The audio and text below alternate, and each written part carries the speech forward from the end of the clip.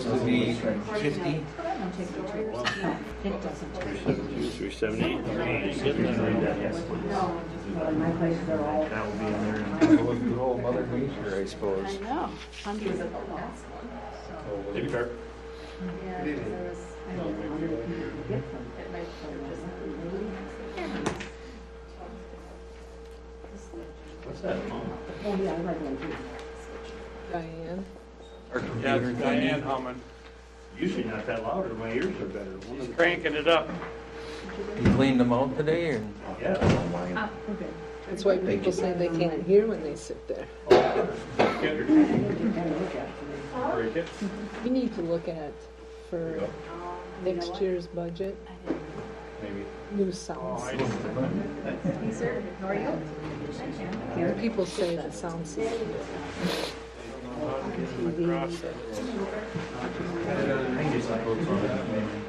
Oh, I never got one. Hi. The original?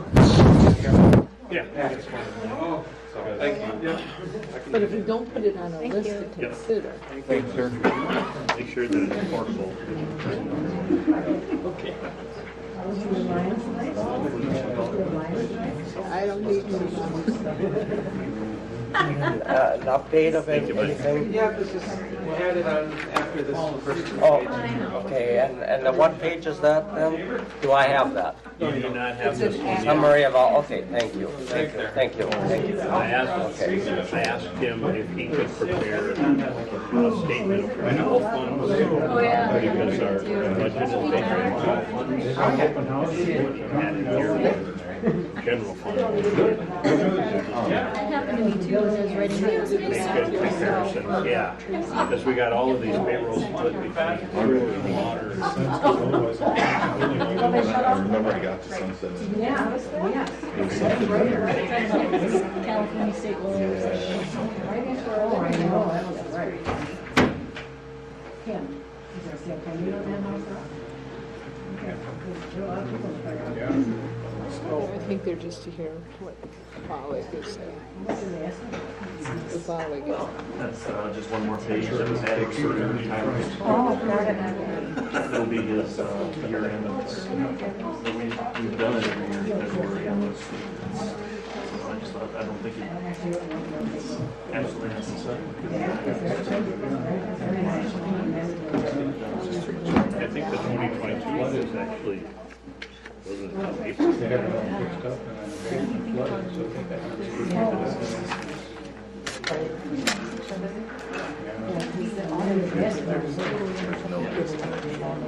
I think we were without anybody in the financial department about that, weren't we? Yeah, April. I mean, these ones are everybody's doing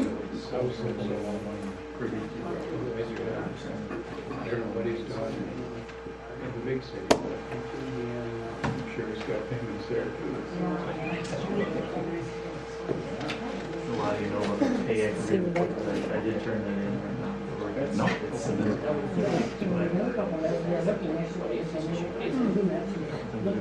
Hands down, they said. Cut him off that.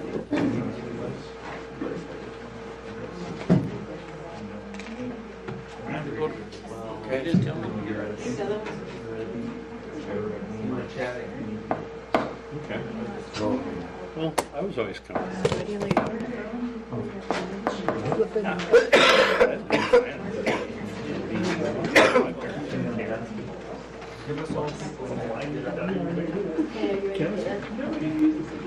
All right. Don't give it up. Well, I'm just waiting for you to open the meeting. We'd like to call to order this regular city council meeting for Monday, May 26th. We'll start with a pledge of allegiance. I pledge allegiance To the flag of the United States of America and to the republic for which it stands, one nation, under God, indivisible, with liberty and justice for all. Before you all sit down, we'd like to have you guys in the audience and the members that are out there in TV land, we'd like to have just a moment of silence for Kurt Anderson. He was not just a friend of a lot of us, but he was also a previous council member. And with that, we'd also like to add Carol Dunker who was a city employee that lost her daughter with cancer last week. She did. So if we could all have a moment of silence for those two.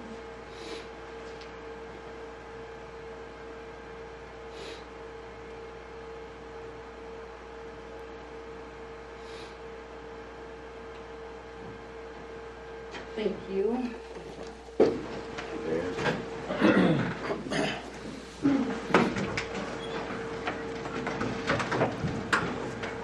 Nope, they're fine.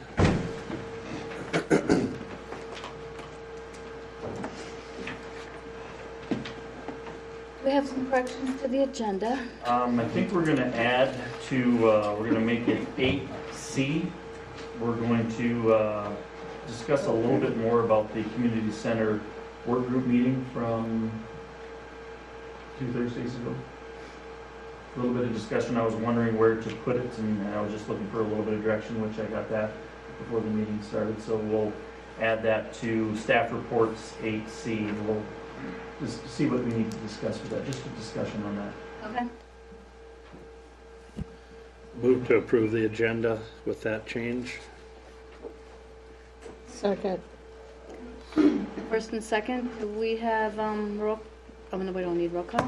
All those in favor say aye. Aye. Opposed? Motion carries.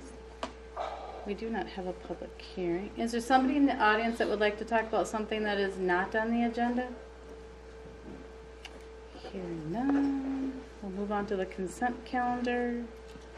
I'll make a motion to approve the February 12th council minutes, approve municipal accounts payable and payroll without breakthrough beverage, approve municipal accounts receivable, approve the park board minutes from November 15th, and approve resolution 2024-31, the gambling license for the Tracy Firemen's Relief Association. I'd second that motion. So with the first and second, is there any discussion on any parts of this? Roll call, please. Randall. Aye. Jones. Aye. Dobson. Yes. Schmidt. Yes. Arvisu. Yes. Cheeks. Aye. Mayor Cronin. Aye. I'll make a motion to approve municipal accounts payable to Breakthrough Beverage. Second that. Did you say? I'll second that. Okay. Do we have roll call, please? Arvisu. Yes. Schmidt. Yes. Dobson. Yes. Jones. Aye. Randall. Aye. Mayor Cronin. Aye. Mayor, with the mayor and council communications, I'd like to ask for for the council to approve the public hearing that will, for the 3 lots that we looked at, possibly selling to ECCO.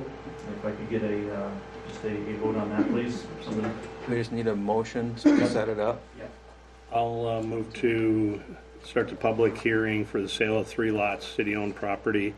And for the record, they are 31-100103-1, 380 South Street, 31-100103-0, 378 South Street, and 31-100105-1, 372 South Street. So 372, 378, and 380 South Street. Contiguous lots on the corner. I'll second that. Can we need roll call for that too? I have a question. Have we determined a price for them? They agreed on the price that we talked about. We'll vote on that next week again after, on the 25th, after the public hearing. Okay, I guess I missed that part. Thank you. Is that something that you can disclose to the public now at this hearing? I guess we could. It was, it would come into under a little bit of discussion if you wanted to. It's up to you. Well, I mean, if we're voting to do it, I would like to share We're with. voting for the public, bringing the public hearing up for those particular lots. We're not going to vote until after the public hearing. Thank you. Okay. Any other discussion? Roll call, please. Schmidt. Yes. Randall. Aye. Dobson. Yes. Jones. Aye. Teeks. Aye. Arvisu. Yes. Mayor Corman. Aye. Okay, Mayor, under staff reports, the first thing we've got here is we have Volley Engineering presentation on appointing them as the city engineer. So we're gonna have Chris and Angela come up here, or come up, or whoever. And Do you want me to plug in? Oh, it's right Yeah, there. You wanna turn it on? Oh, turn on.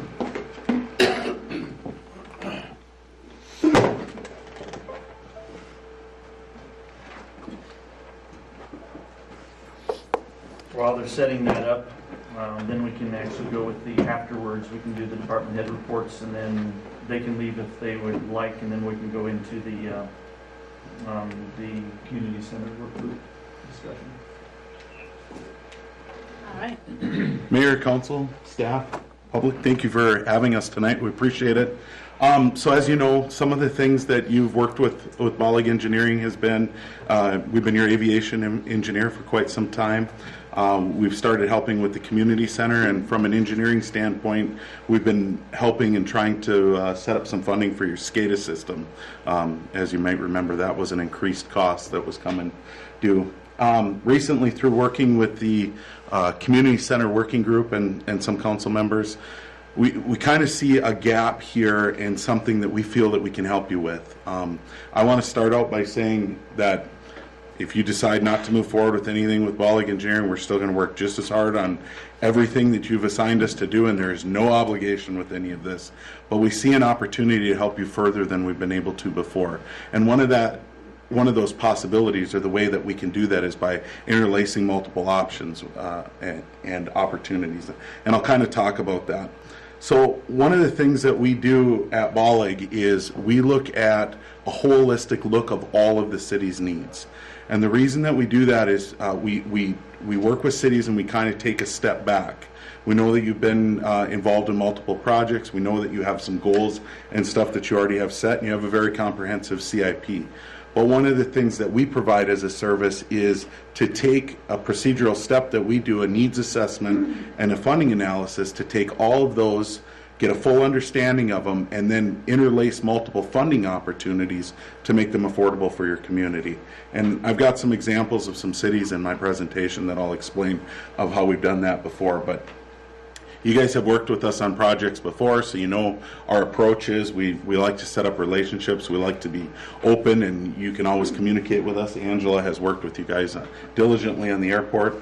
We're resourceful. One of our major things is funding. I don't believe there's any engineering service, definitely in the state of Minnesota, but probably maybe even potentially in the country, that comes close to applying as much effort as we do to finding funding sources for your community. And of course, working through the SCADA system and the community center is what kind of alerted us to this potential need. We're reliable. We meet schedules if you have a schedule. It's really important to get in front of grant opportunities, but at a timely manner, because if you miss that opportunity, it may be an annual or maybe every other year, and you miss that opportunity to put yourself in front of it. We're responsive. If you, I think the staff and council from when you've dealt with us in the past, I think that you can attest to that, hopefully. Our process, when we look at it from an entire aspect, again, a holistic approach, looking at all your needs in your city, is we do a strategic planning process. And one of the things that's in your packet is the first thing in there is an updated task order agreement. You've signed multiples of those because they're only good for 5 years. We've signed those with, we signed a new one when we started with the community center project. And now we're asking and presenting you one to include engineering services as well. It's the exact same agreement. There's no other changes into it or anything like that. As far as the structure of the agreement, it can be terminated in 7 days. It frameworks where Bollig doesn't do any work nor bill the city for anything unless it's a previously approved task order by the council. And that makes us accountable to you at all aspects. We have to present to you what that project will cost. We have to present to you where the money is coming from, and we can break it all the way down to what it'll cost individual taxpayers in the community. And we feel that's an important step for you guys as you're making decisions about what projects you want to move forward, how you fund them, and whether they're affordable or not. Through that strategic planning, the second document that we had in yours was task order number 1. Every time we redo an agreement, we start the numbering order. So if you guys decided to go through with this, it would be task order 1, and that's for a $0 needs assessment and funding analysis. And the reason that that's $0 is, I'll be honest with you, it's speculative work.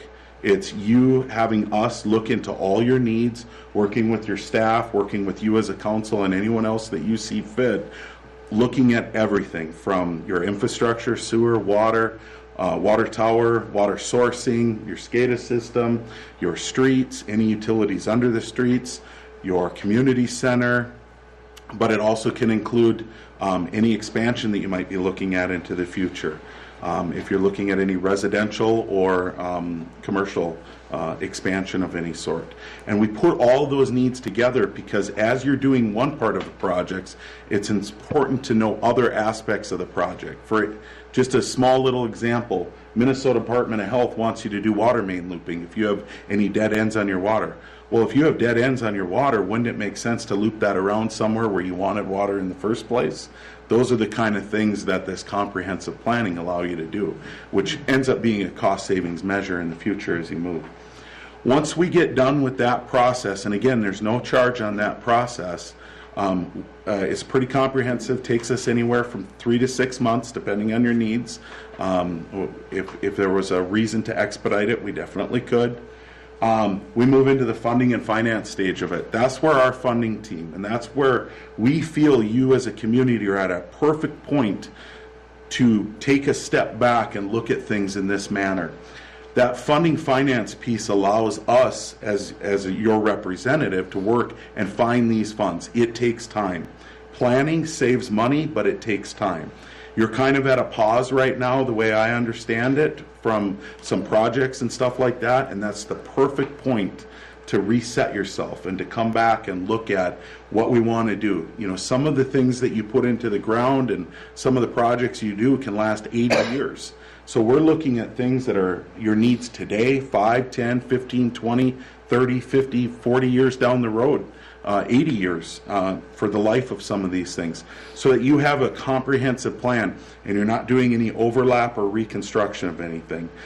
This avoids duplication of efforts, and it avoids, for lack of better words, ripping up a street that you just paved because one utility is going one way and one's going the other way. Our team works through finding you those funding opportunities. We work to align those in the stages that you tell us that you want them in, a project for almost a phasing type of an effort. I'll admittedly tell you right off the bat that sometimes it doesn't work that way because the funding agencies that give you grants and stuff, sometimes they have priorities.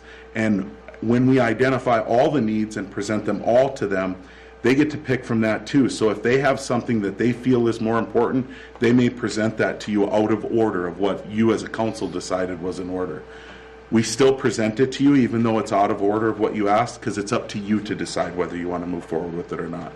We don't make any of those decisions in-house, and we don't withhold any information like that. We want to make sure, so we present that back to you.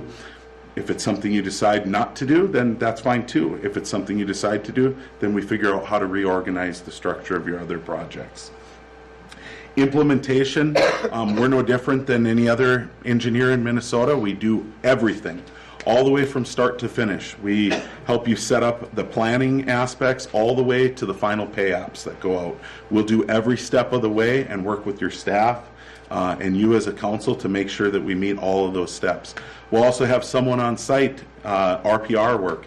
Anything that's important, you know, if you're burying something in the ground or something like that, you need to make sure that you have staff on site inspecting that before it. Your public works, they do a fantastic job, I know that firsthand, but they only have so much time that they can dedicate into something. That's not their role during the day. So these are things that those costs are allowable in the grants. In fact, they're not only allowable, they're encouraged and even required in some cases, because of the fact these agencies, they want to make sure that their investment is being properly installed and that their money is being spent correctly. So we work through that entire implementation process. We honestly don't leave anything off the table. We have staff that take care of absolutely everything for you. But we don't control it, we work with your staff to make it happen. So we recognize that this is your project, that these are grants that you're eligible for.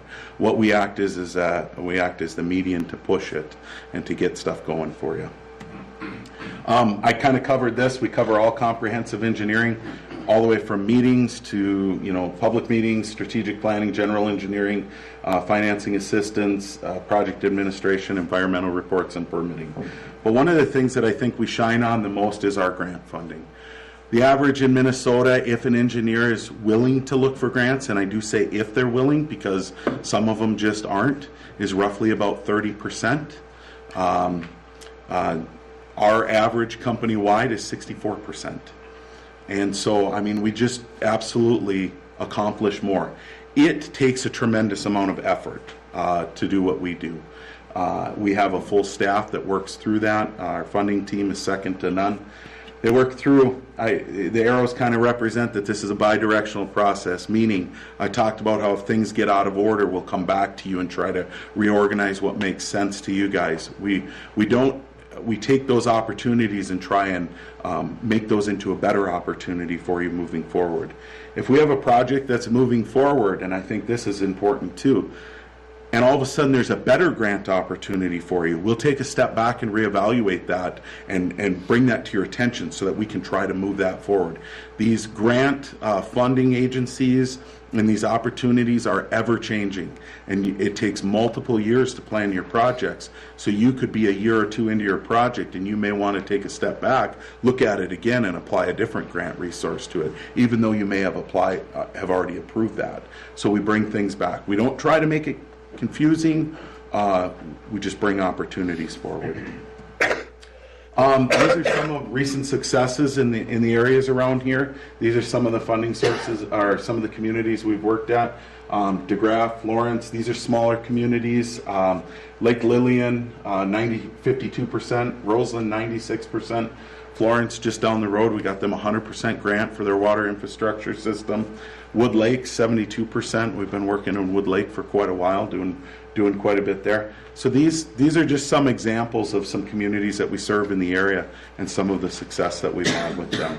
Chris, could you Yes, sir. read off the fine print? My eyesight isn't as good as On all of them? Yeah, on Okay. this one here. So Wood Lake, what is it that... Wood Lake, so they had a $5.4 million project, and we were able to get them $3.9 million in grants. And what that was was the 72%. What was the project? Multiple infrastructure needs, so sewer, water, and some street reconstruction. Do you want me to read any of the others? Yeah, Okay. just go through 'em. Echo, $4.9 million. We got $3.7 million in grants. That was 75%. Russell, $1.5 million. We were able to get them $1.2 million in grants. Can you tell us what they were for? Oh, yeah. So Echo was some infrastructure, some in-ground infrastructure and a new water tower. Russell is a new water tower, but that's not on this dollar figures because that hasn't fully closed out yet. That was for some streets and infrastructure. Clarkfield, that was for multiple things. Some of that was for some drainage coming out of town. Some of it was for some utilities that had to go under a railroad, things like that. DeGraff was an unsewered community. We added a sewer system to the community. That was a $5.84 million project. 5.79 in grants was obtained. Florence was a water project. Some of the water distribution system all the way to meters in the homes. That was $764,000. Raymond was multiple infrastructure throughout the community. That was a $6 million project, $3.9 million in grants. Roseland, Minnesota. To be honest with you, I'm not too familiar on what happened in Roseland. It was before my time at all, so I'd be speculating on that. I do know that there was some in-ground work that was done there. Lake Lillian, $4.2 million, $2.2 million in grants. That, I don't know if you've been through Lake Lillian, but that got a tremendous amount of infrastructure put in, and their entire new downtown area was refurbished and put in angled parking and some pretty cool stuff. But is it safe to say that the majority of those projects that you're showing are for infrastructure? That's correct, yes. Yep. And most of those towns are smaller than Tracy. Correct. Do they kind of have as far as their needs and so forth, do they rise up on the higher on the totem pole? So there's nothing that these towns, they have the similar needs to you, you just have more of them, and there's nothing that they're available to get that you're not. It's a good question, though. So it's a good question. A lot of times Yeah. it's below what I've seen is under 50,000, under 10,000, under 5,000. And a lot of that stuff is based on median household income and things like that, but that's also not fully restrictive on all of it. It's just some of the narrowing factors for some of them. Good? Thank you. Yeah. Anything else? Or I'll move to the next slide. So this is, and I apologize, this is some small print too, and there's really only, the main thing I wanted to show on this slide was from 2011 to 2019, these were multiple projects for multiple communities. Airport master plan. Tracy's on here with an airport master plan lighting project. There's multiple industrial park development, safe routes to school, a parking lot in one area. But of all these, we are of the financing secured, $81 million in financing secured. $50,842,000 of that was grant. That was 63% grants for just that snapshot in time. One of the things that I like to go over with the community is when you take a holistic look at something, it makes you feel like, okay, now we're going to put all our projects in, and now we're going to get trapped into moving forward with something that's bigger than we can handle. And that is a genuine concern, and that is something that I know this community has even been concerned with as you have multiple projects coming in. But I'm going to explain in a further slide why it's advantageous to look at everything all at once. But this is a city, Bruton, Minnesota, which is smaller than Tracy, but very similar in the needs. From 2010 to 2019, we had multiple projects. They were all phased out. We had a total of 25 projects in that community, 25 different specific fundable projects. And out of those costs, out of that $9 million worth of costs, 72% of that was grant funding. And so my point to this slide is even as you look at multiple needs at once, you still have control as a council of how you phase it and how you accept those grants coming forward. No one can forcefully make you take money. You apply for the grant, and then they give you, as you may very well know, they give you the opportunity to accept it or not. And that's our job as an engineer, to help you fully understand the full scope of that project, where those funds are applied, and what the breakdown of it is of that. So this is kind of the secret sauce for how this whole system works. There's a certain amount, and when you ask about the other cities in size and where Tracy falls into that, regardless of the size of your city and where you're at, everything's based on what you can afford. You have an affordability threshold, and there's not a perfect formula for this, but it's very similar. Cities 5,000 and under, it's very similar across the board. But the funding agencies don't want to run you into the red. They don't want to strip you of all your money and say you have to pay for everything that you can out of this project until you don't have any more money left. They want you to have operation and maintenance costs. You've got Shane and his staff that are out doing their day-to-day activities, and your general funding that you have to provide to those things. You've got short-lived assets. You have things that are like pumps that go out and things like that. Reserve, they want you to carry a reserve balance. They don't want you to spend your full reserve. They want you to be able to take care of any catastrophic situation that might come up. Existing loan debt, this is kind of an important one for Tracy because you guys have some existing loan debt out there. So planning right now, while you have that existing loan debt, all that debt pushes you closer to that affordability threshold. This actually works to your advantage at this point. Any new loan, so this is where you break off to a new project. You want to get all these columns as close as you can to that affordability threshold, which, you know, I feel that your existing loan debt would push you very close to that, if not all the way. And then you want to stack all your needs into that grant section. And what I mean by that is there's basically three legs to grant funding. There's stormwater and streets, there's water, and there's sewer. Those are the three major funding sources. There's some other stuff, you know, community centers, things like that, and there's ways to get other funding. But as far as your major infrastructure or engineered projects, those are the three legs. So when you talk about one water need, it's important to talk about all your water needs, because the grant agencies aren't going to, the funding agencies aren't going to look at what and predict what your need is 5 years from now. They're going to assume that you already did that. So when you present a singular project to them, that's all that they're looking at. But when you present multiple water needs or all of your water needs, you still have the ability, like I showed you on the Bruton slide, to phase that out back. But they don't know that you have more coming, or they don't know that you have more in the queue unless you identify it and you put it into the queue for them. And once you do that, those live up here in that grant portion. All of this, no matter what you do in this process, and the task order that I have presented into you, doesn't obligate you to anything moving forward.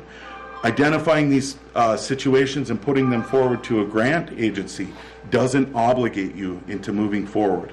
There's a point in time, which again I think you're probably very well aware of, where you sign on the dotted line that you're accepting that grant, and now you're obligated to moving forward. The job of us as an engineer, and why we work in a task order system, is to educate you fully until you get to that point, so you fully understand the implication of accepting that grant and where that fits in all your needs throughout the community, including any kind of residential or commercial expansion, community center, any other needs, building maintenance, building restoration, any of those kind of needs. That all gets put together in the same asks. So our request to you guys tonight is to consider and look at, we have presented to you a new task order agreement that would replace our existing task order agreement that would cover airport, municipal, and architectural services. That in essence would be naming Bollig Engineering as your city engineer. I understand that you've worked with an engineering firm in the past, and I know it seems that you're at a point right now where you're at a Y in the road, as it was said to me earlier, where you could pick to go with another or you could pick to stay with that one. We acknowledge the fact that you guys keep us busy. We've got the aviation team is working, the architecture team is working on your stuff, and we appreciate that work. And I don't want to sit up here and look greedy in any manner, but we talk about Tracy often in our meetings, in our business development meetings at Bollig, and we genuinely feel like we are the answer and could help you with structuring your projects versus the grants that are available to you moving forward, so that you could have a better plan. And now that you've got this little pause in time that you're just working on a few projects, there's no better time for you to do this, whether it's with Bollig or someone else.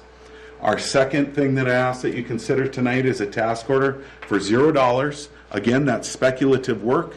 We understand that. We're willing to put that work and effort forward into an initial needs assessment, where we'll sit down and we'll go over every single need that the community has. We'll evaluate that. We'll have our engineers put together a plan for that. And then we'll do a citywide funding analysis. And when I say citywide, I'm talking about for everything, from a community center all the way to any infrastructure needs. This is a complimentary service. It makes sense where you guys are at with certain things. Honestly, the SCADA project is probably the biggest one. If we can tie that to another project, we feel that we can get you a higher grant funding. We don't feel that we're empowered, because we're not named as your city engineer, to start helping you pursue those. Now, that doesn't mean you have to do that project immediately. It just means you have to tie it into the planning phase of it. So that's kind of what brought us to this. Again, absolutely nothing will be removed from the services that we provide you. If you tell me to go get my truck and drive away from town, that doesn't affect anything that we're doing for you as a community now. In fact, we'll just probably work harder to try and prove to you that you should give us another look. But we're here now to talk to you about this, because this absolutely seems like the right position. Angela was at a community center meeting last week, and she called me up afterwards and she said, how do we figure out how to get funding for Tracy for this and everything else that they've got going on there? And this is honestly how we do it.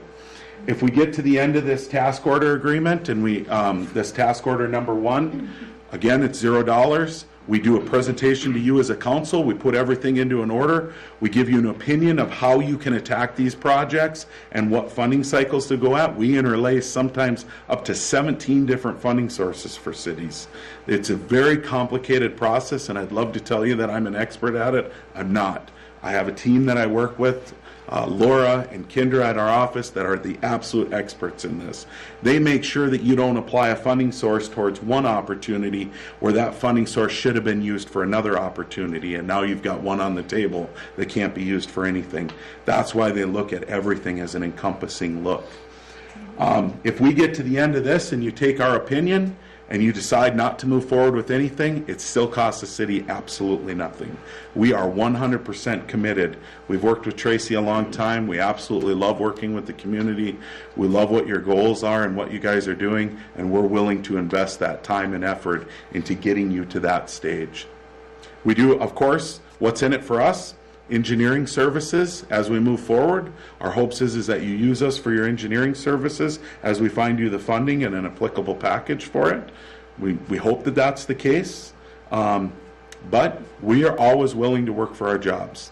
Our agreement says you can fire us within 7 days, and we live by that because we should have to work for our job every day we work for you, and we're okay with that.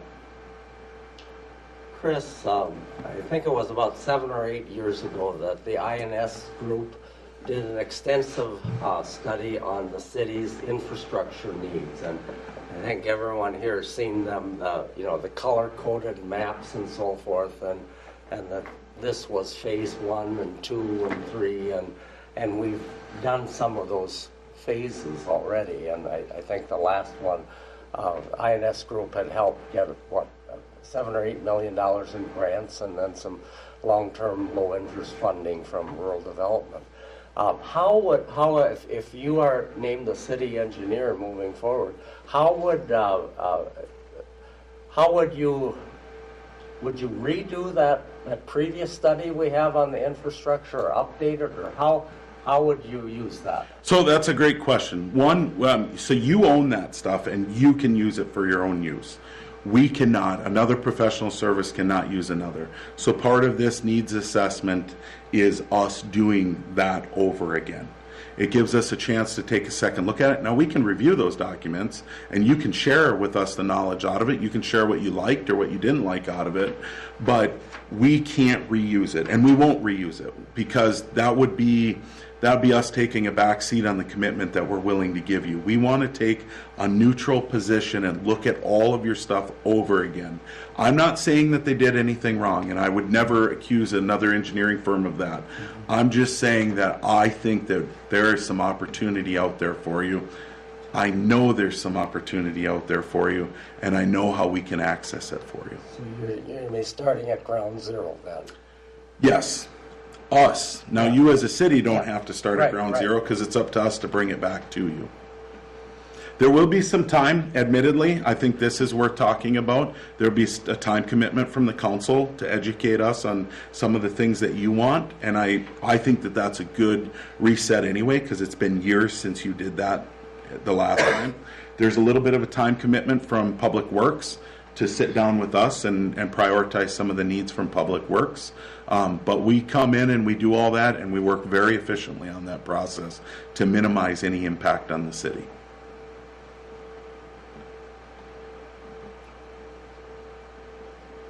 So, if I understood you correctly, you would come in and do this, I forget what you call it, assessment of the whole thing, and if we decide not to go forward with you, there's no charge to the city. Our task order agreement binds us to the only thing we can charge the city for is anything that's written on an approved task order by council. So the only cost you would incur is future approved task orders that you commit to. So it would take a project or some need that you brought to our attention that you would want us to do. So yes, there is no cost. Basically would give the city a second eye to look at stuff. Now, of course, our goal is to not just get to the end of that and then you go back to your engineer. Our goal is to do the engineering work, but we're also willing to put our money where our mouth is. We're willing to put that investment forward to show you that opportunity and what you could do as a city.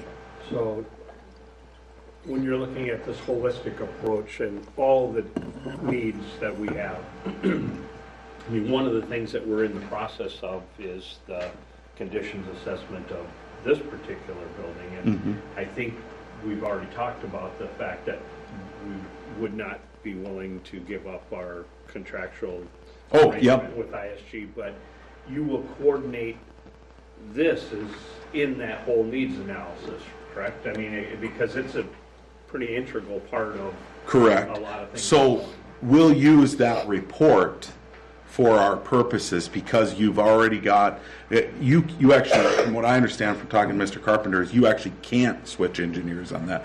And truthfully, we don't want you to stop midstream with them on that. It makes sense for them to finish it. At the end of the day, you still get the structural report of what this building is. And then working with us on the community center portion and this and that, you get to make decisions that you want to as a council. So yeah, it doesn't set you back. Everything that we talk about doing doesn't set you back from where you are right now.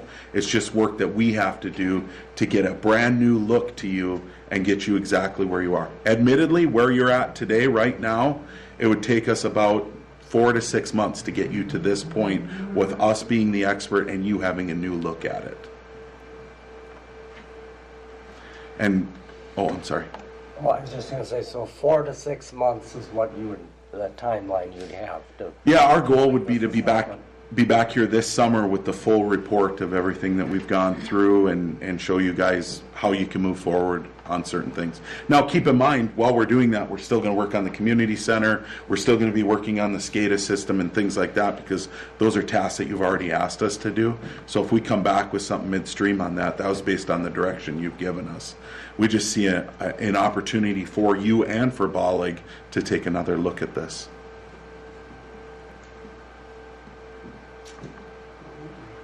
Does this eliminate, like, since we've had ISG do a lot of the street projects, does that eliminate them in the future from doing any of the street projects? Admittedly, I hope so, but no, Well, I it mean, doesn't. No, because as a council, you always get to pick who does your work moving forward. You can appoint an engineer, and in Minnesota, when you appoint a consultant, you appoint that consultant, and then that consultant's on, an as-needed basis, and you can cease working with them at any time.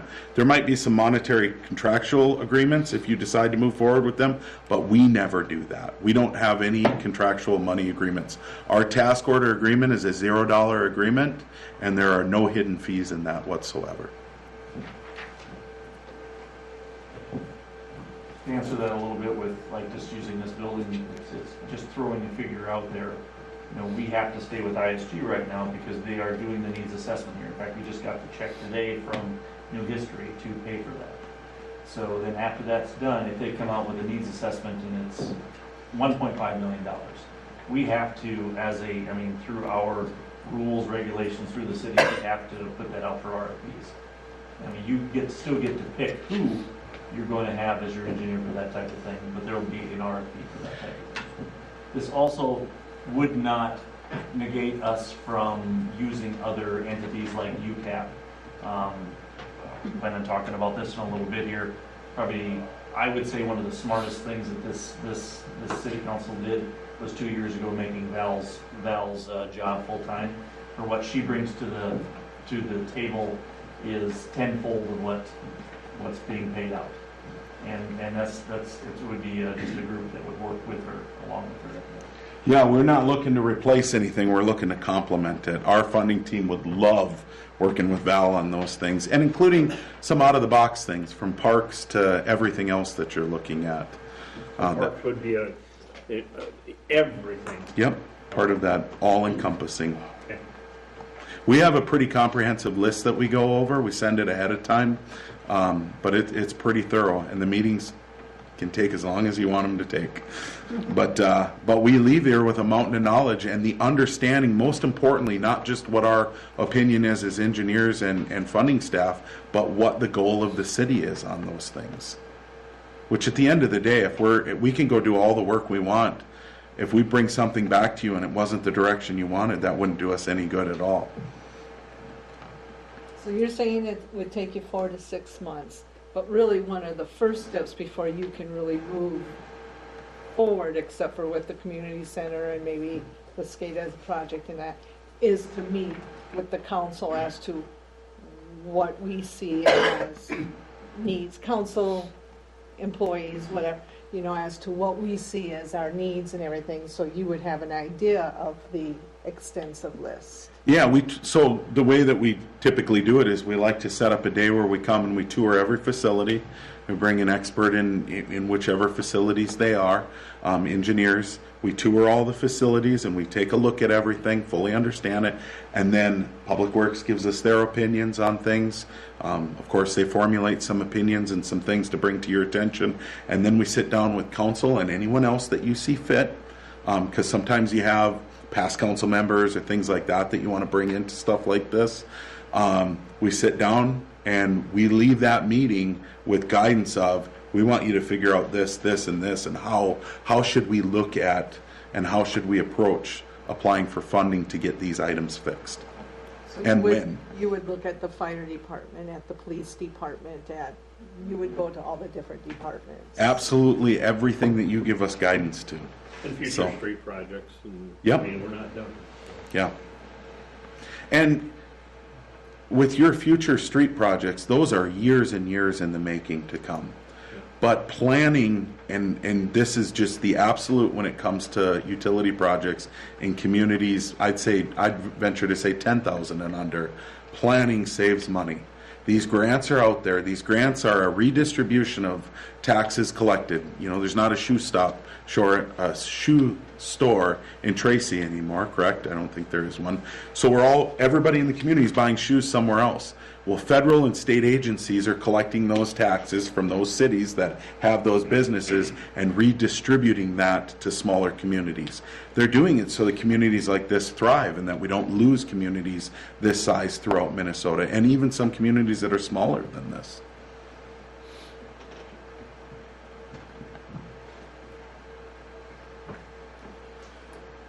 Jeff, is it your recommendation that we pass this resolution? My recommendation is, just to address that a little bit, Seth, thank you for asking. One of my fears that we've been presented with are a debt service over the next 5 or 6 years, and of course it gets a little bit better as we go along. One of my fears, and Shane and I have talked a lot about this, and others, is about closing our doors for the next 5 years and not doing anything. I think we need to start looking at what's going to go on in 26 and 27 and 28 and 29 and making a plan for that as we go along.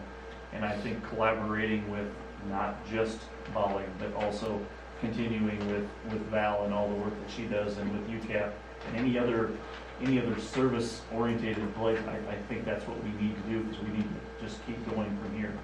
And I believe that there's too many cities out there that shut the doors on whatever needs to happen, and then when it's absolutely needed, then you're scrambling to try to get things done. What makes me comfortable about this is, I think it's the first plan that's been given to us where there is somebody who wants to help us into the, well, into the, 10 years from here. So yes, I would, my recommendation, Shane and I talked about this, and we can have Shane come up and talk about that also, but him and I discussed that we would both feel comfortable with that.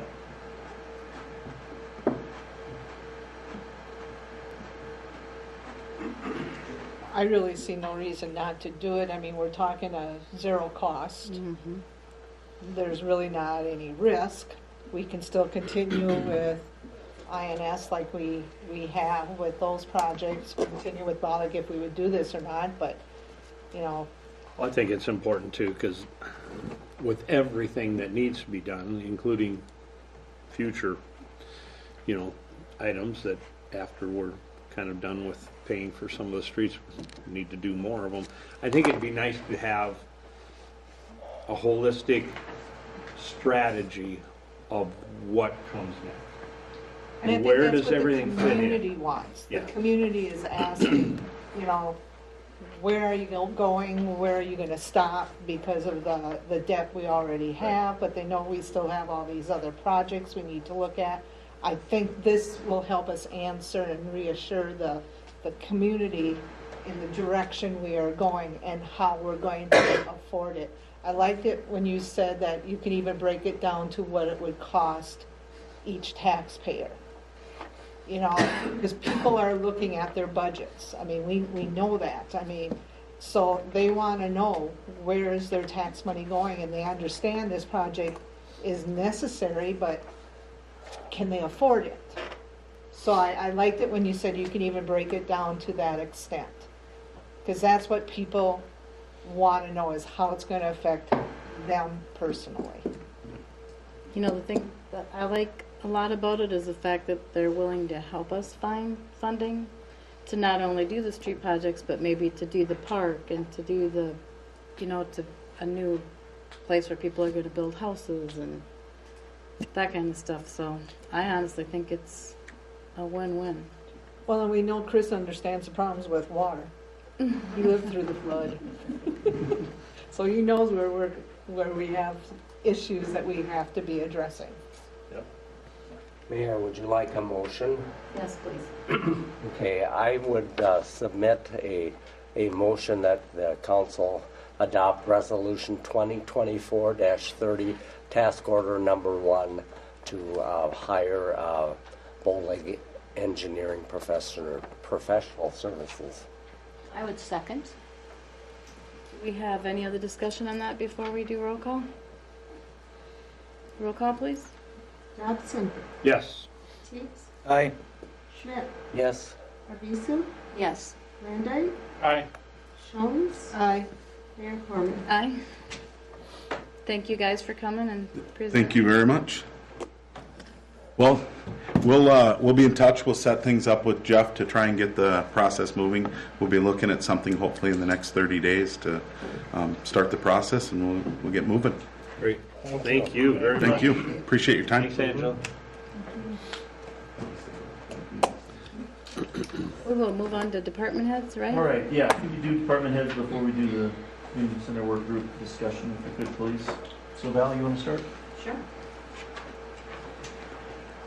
You have my report already. I just wanted to update on a couple of things with the Safe Route to Schools Design Assistance Grant.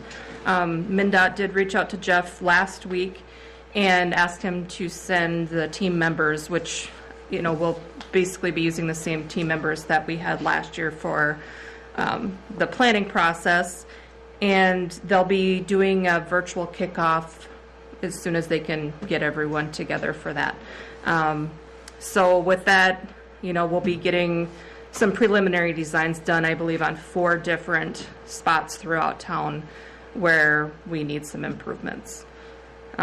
So keep looking for more on that. And then, as I mentioned, I met with the park board on the 21st. They would like to go for the DNR grant again this year, and so I'll be starting on that. A lot of it will be, you know, reusing the same information that we had last year, with the exception that the park board has decided to update the playground plan, and they've got some new equipment there. I had a phone call with Tim Trolson from Flagship, right? On Friday, and he's going to be working with his group there, putting together the updated plan and getting me the costs so that we can get that submitted by April 1st. So since we've gotten some more donations and that, will Yep. that strengthen our grants I- and we can show yeah. more community support? Absolutely. I think we're looking a lot better with that this year. We've got 35,000 in donations as opposed to 11 last year. So I think that definitely demonstrates that community support that we really need. And that includes the money that's in the foundation. You know, some people donated money specifically for the playground to our foundation. There hasn't been a lot for that. There hasn't? We have it budgeted for 2024. If we get this grant for matching funds, I believe the number is $40,000 is what was approved through the budget. And, you know, as I talked with the park board about, you know, they can keep fundraising, you know, between the time that we submit the grant, hopefully we get the grant, they can keep fundraising, and then all that will do is essentially reduce the amount that the city has to include from our capital improvement budget toward the project. So I know they're working on a website and some other things to get that fundraising done. The DNR grant, when would that be funded? Is that a 2025 kind Yes. of thing then? Yeah, we would find out in the summer, then they do the contracting in the fall, and then, yes, it would, there'd be a very rare chance that we might be able to get started in the fall, but it's primarily going to be a 2025 project. Okay. Yeah. Have you heard back from the railroad by chance? I wasn't working on, who No. was it who contacted them? I thought that was in your report. Or no, it was in the park board minutes. Yeah. That's where I read it. Yeah. I was gonna say, I know I read this on the park board minutes. We've prepared a letter, but we haven't heard anything back. Okay. I guess that would be one way to say it. Yeah. Well, no news is Yeah.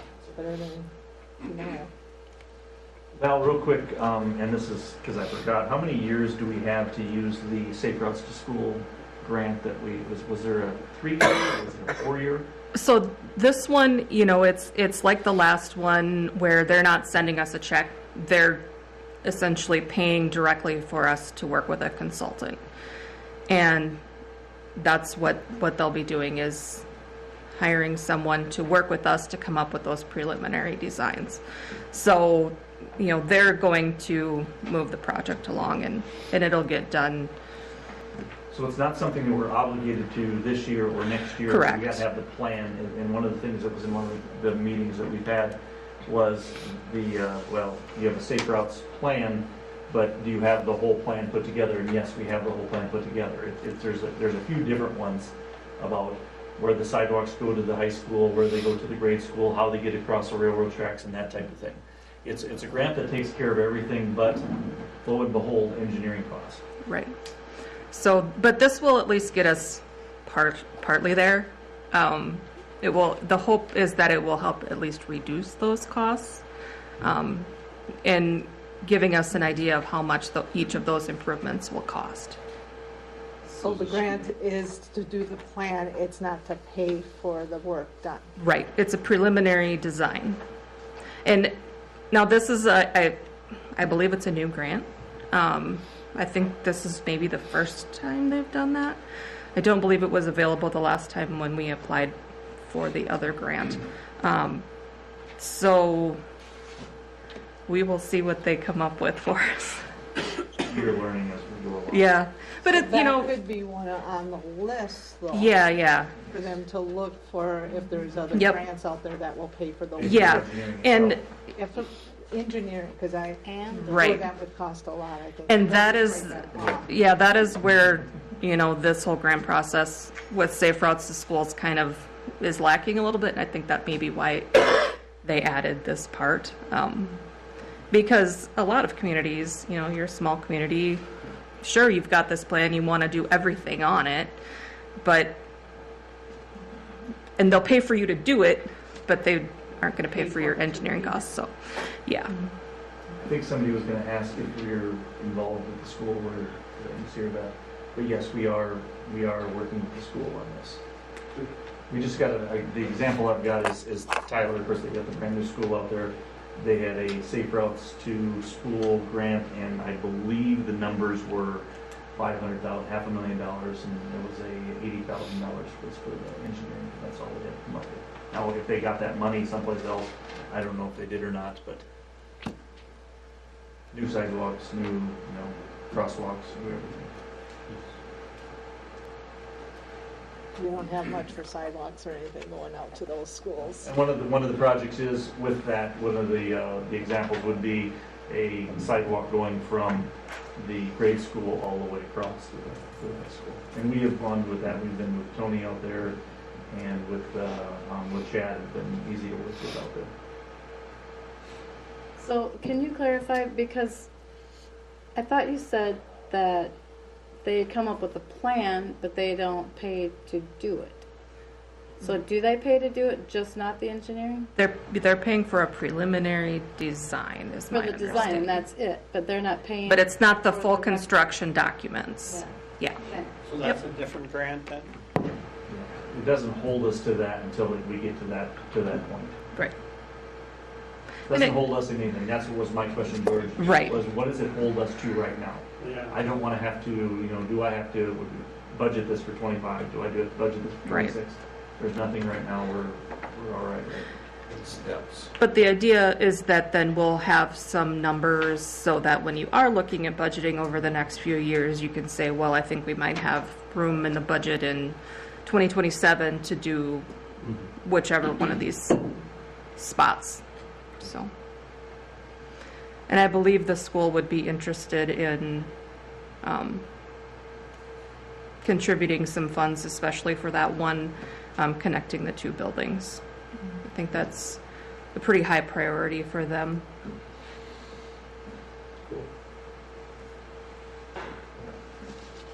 Okay, any other questions? Thanks, Okay, Val. thank you. Chief, you want to come up? You can't sit still. Come on. I don't have much else to add other than my report. Hoping to see the new squad by the end of March.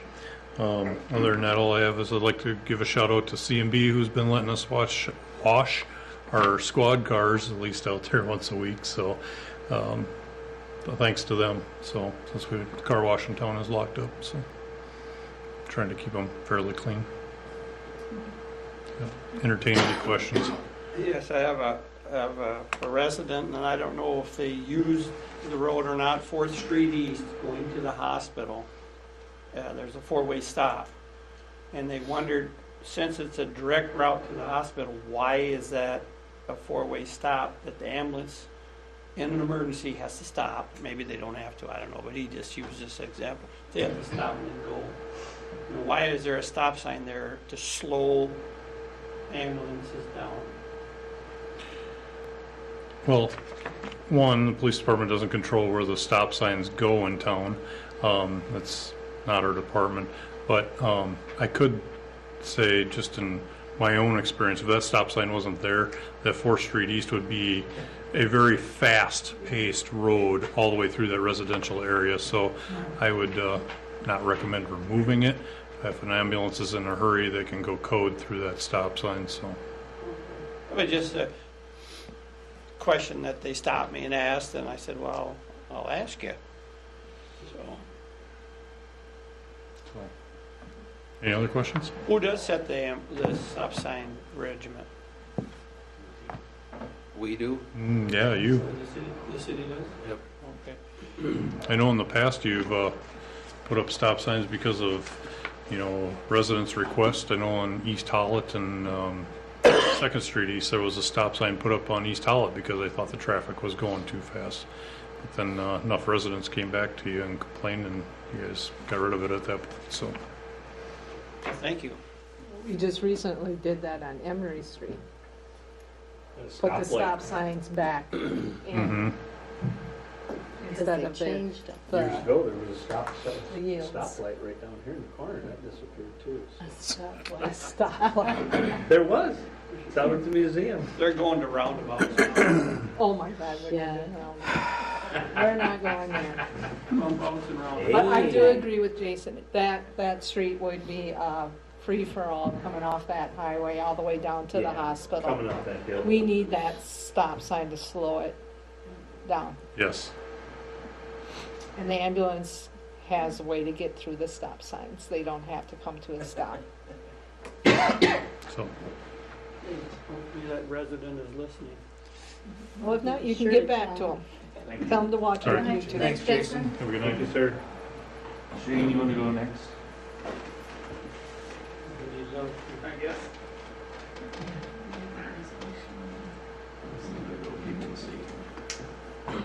Some places to go and people to see.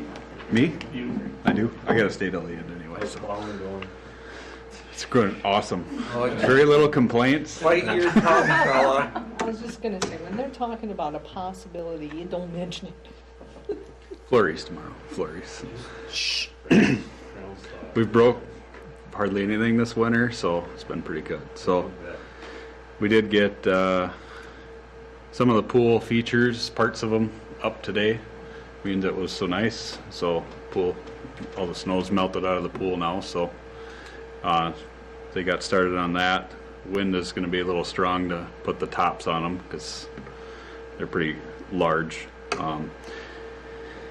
I didn't include one thing in my report, and that was the 2 bollards are here. I think most of you have seen it. I know Pear wrote about it last week, so I made sure my guys got their picture taken. They look thrilled. One of them hit. I don't know where the other one went, but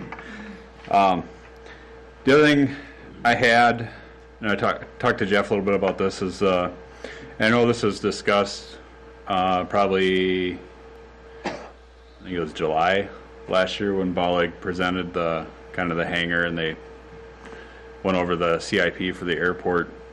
There is going to be an upfront cost of the hangar that'll get later reimbursed by the hangar grant, or hangar loan I should say.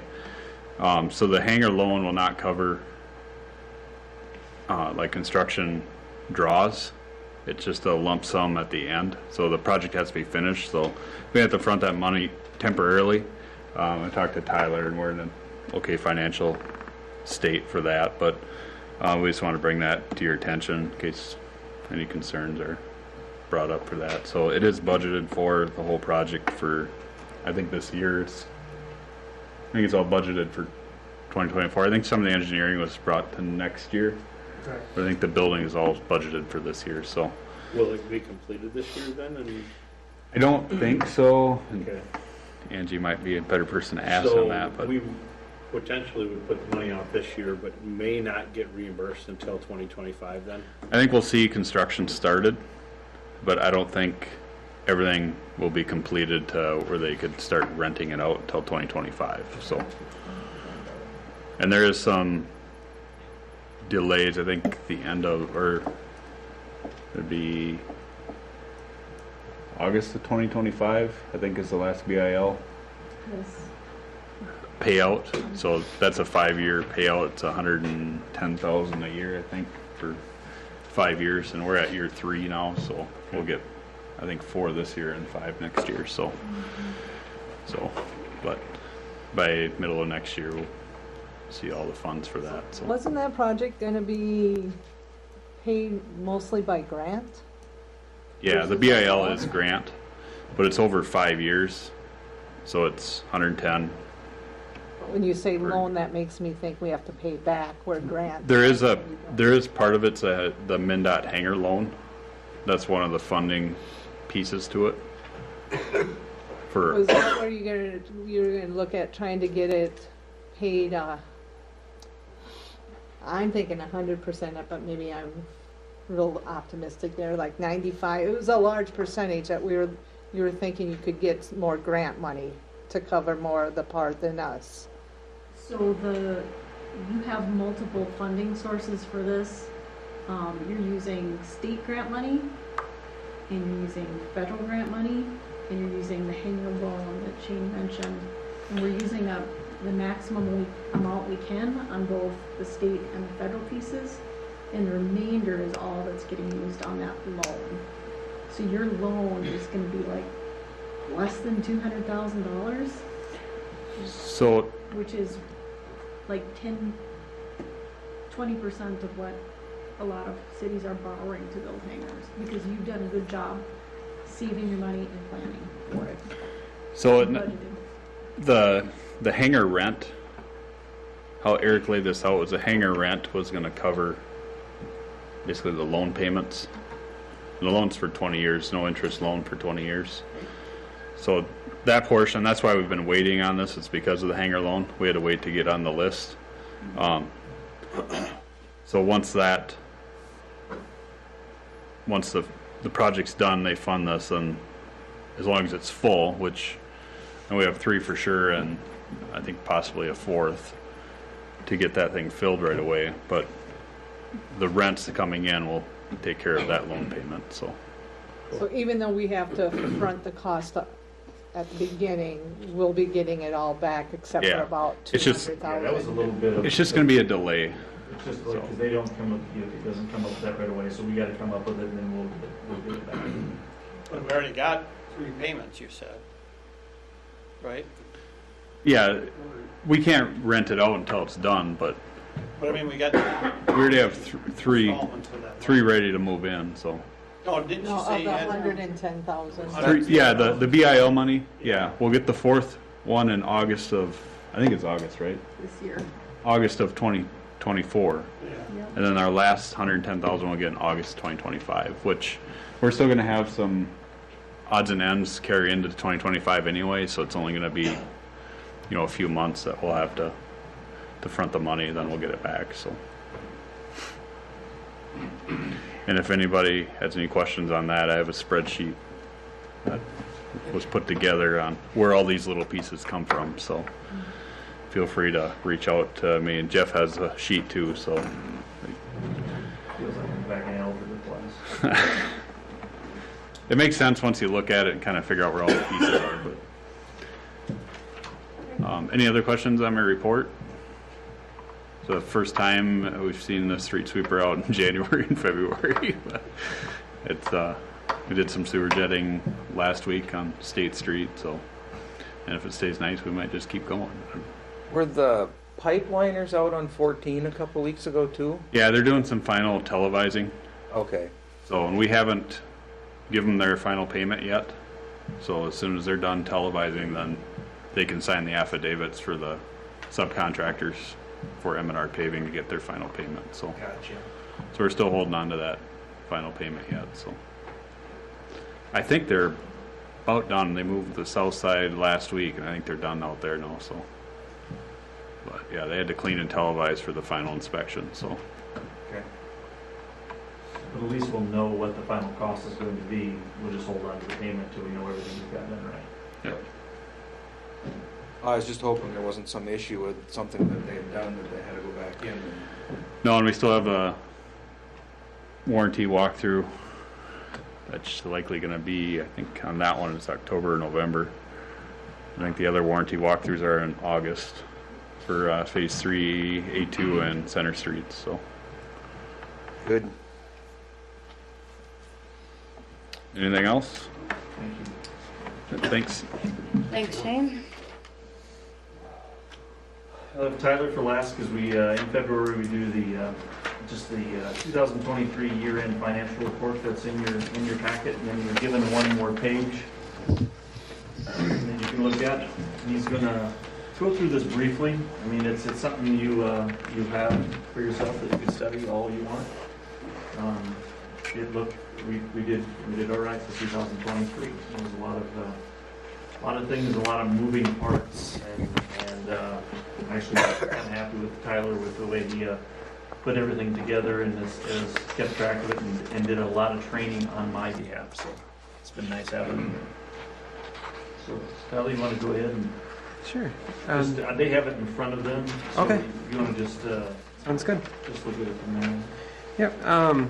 Really, I'm gonna focus pretty much entirely on that slide I just gave you guys, and then you guys already had a chance to look at the other slides if you have any questions about those. Otherwise, I feel like it's gonna get pretty long. So the slide I just gave you guys tonight, it's a summary of all funds, and I just wanted to go through each line. I want you to focus on the 2023 budget and the 2023 year-to-date. So you'll see, first looking at general taxes in the revenue section, it was lower than budgeted, and that was pretty much entirely because of sales tax being eliminated from the revenue section over at the liquor store. We turned that into a liability account. And the next line, intergovernmental revenue, was higher than expected. That was a public safety aid, $90,000. Charges for services was higher, and that was because motor vehicle taxes came in higher than budgeted over here at the deputy registrar. And that doesn't really have an impact on the city whatsoever, because those taxes that we take in for the state, we just pay right out to the state the next day. So you'll see that in the expense column as well, or section, I should say. Special assessments row, you'll notice that being higher than budgeted for. That's because the Phase 3A1 special assessments started coming in, and those weren't budgeted for. Then miscellaneous revenue is higher. That was almost entirely because of higher interest rates. And then also a large part of it was community center donations. We don't budget for those. So I believe there was actually a good chunk there, $80,000 in 2023 that weren't budgeted for. And then personnel services were slightly lower due to Eric's departure. And then supplies, sorry, we're down into expenditures. I should have mentioned that. Then supplies were higher due to higher fuel costs. Also spending more than expected on water repair and maintenance supplies. That included water meter heads, chemicals, and repairing that fire hydrant that got hit. We covered that money, didn't we? Yes. Yes. Yes, we did. And then also the high motor vehicle taxes were in that section as well, both revenue and expense. And then services and charges, we didn't spend all of the EDA grant. Each year we budget to spend that whole grant, but we're still working on that. We got an extension.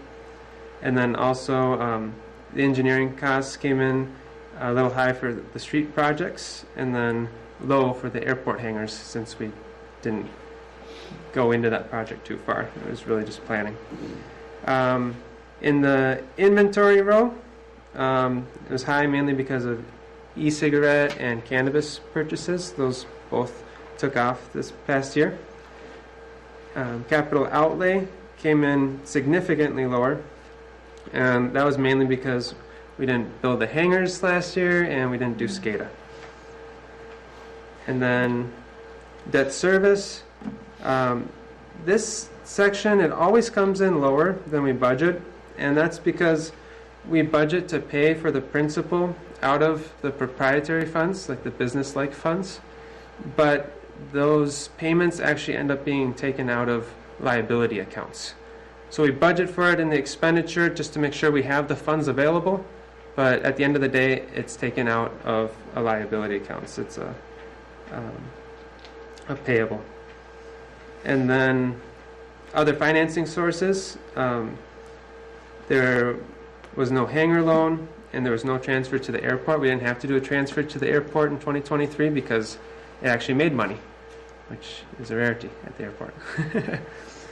And then supplemental accounts, that's used to account for spending down a fund balance. And surprisingly, we used a lot less fund balance than expected. And once again, in large part due to SCADA and the airport not being done, the hangars, but also because we didn't use all of the hospital funds. We always budget to spend all that money at the hospital for their capital projects, but I think we're going to spend it all this year. So we can stop worrying about that, hopefully, next year's budget. And also street project costs weren't as high in 2023 as expected. Other financing uses, there was no airport transfer. Tax abatements were lower than expected, and we didn't use the provision for uncollected tax. We talked about that back when we were talking about the budget in December. It's something we did away with, this antiquated accounting practice of having a provision for uncollected tax. So we didn't use that last year. We haven't used it for years. So that's what I really wanted to go through because that was all new to you. I'm sure you have questions about that and other sections in this slide. Feel free to ask away. Tyler, in general, did you feel like we had good liquidity in our general fund with our existing fund balance and no problems there? Yep, no problems. Okay, so I'm kind of confused though. So how is it that we had a good year when we're still $200,000 behind? Well, if it's mainly because of that row that's supplemental accounts down in the last section there. We budgeted That's not to, even factored in that. exactly, we didn't use any of that. And that is a budget to use fund balance. So basically, we didn't use that 2.5 million of fund balance, and we still came out at just negative 200,000. So basically, we could have used 2.7 million. Does that make sense? Like, I could have put the 2.5 million in that zero, and we would have been ahead 2.3 million, but we didn't use any of the fund balance in the water and the sewer fund for the projects. We were planning on using quite a bit. 2.5 there, basically. Yeah. Okay. Just gets rebudgeted for this kind We're gonna use it.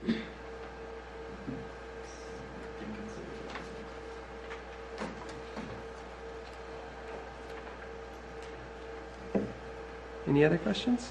So, Tyler, are you feeling basically okay with our levels of general fund balance and where we're at? Yeah, we're doing pretty well in all of our funds, especially the general fund. Water got pretty low this year. We were expecting revenue in from grants, but all that revenue went into sewer.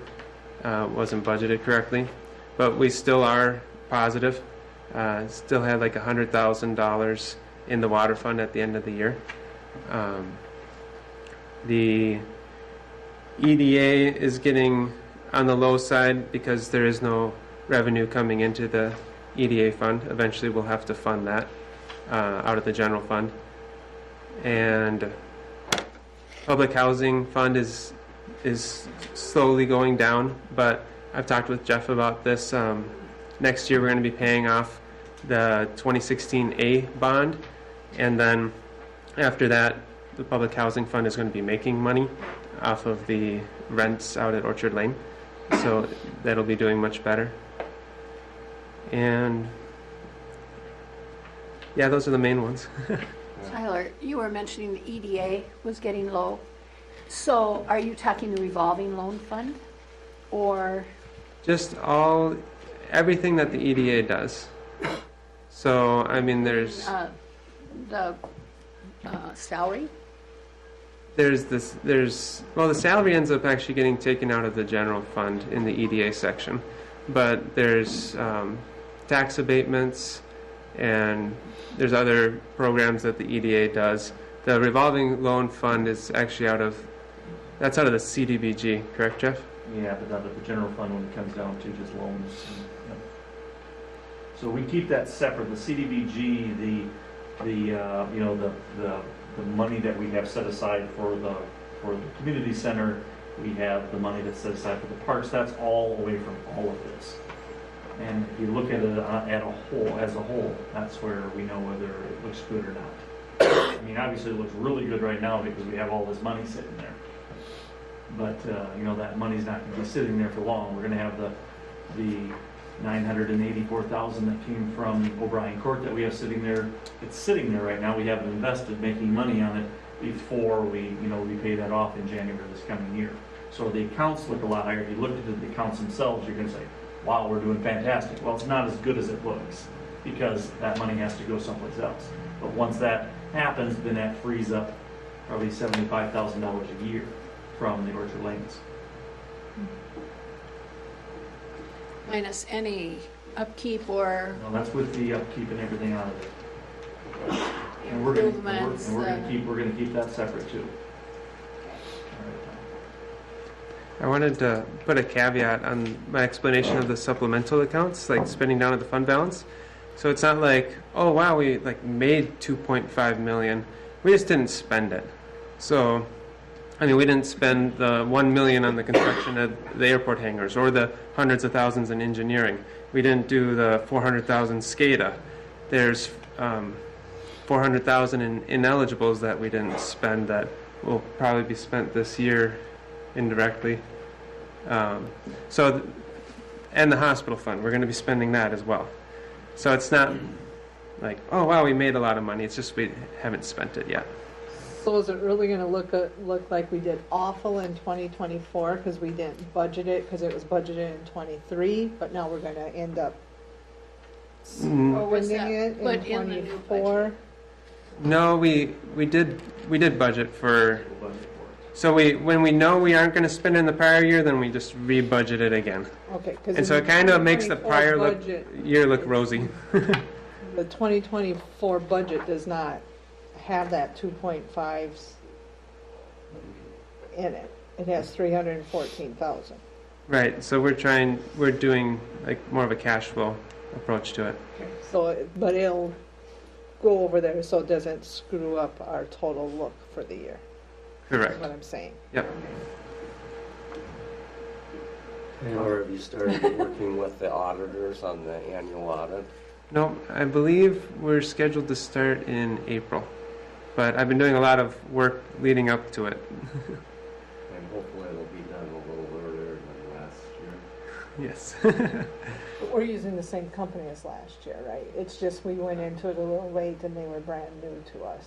So Correct. hopefully there's That was an A little- extenuating Be a little bit more a familiar. little more Johnny on the spot. Yep. All right. Tyler, how are you doing with your training for the desk with the license and for the tabs and everything else? Been studying packets on titles and driver's license, and when I get a chance, going up and shadowing Krista and Stacy, and been a little busy with audit stuff, just preparing, like I was saying, but just starting to feel like I've got a handle on that. So coming weeks, we start hopefully spending a lot of time shadowing Stacy and Krista and really getting a handle on it. Any other questions? All right, thank I you. recommend you go through the 13 pages or the 12 pages that were put together for you and highlight the things you've got questions on, and if you'd like to forward those on to Thanks, Tyler, Tyler. he'll get them back to you. Tyler.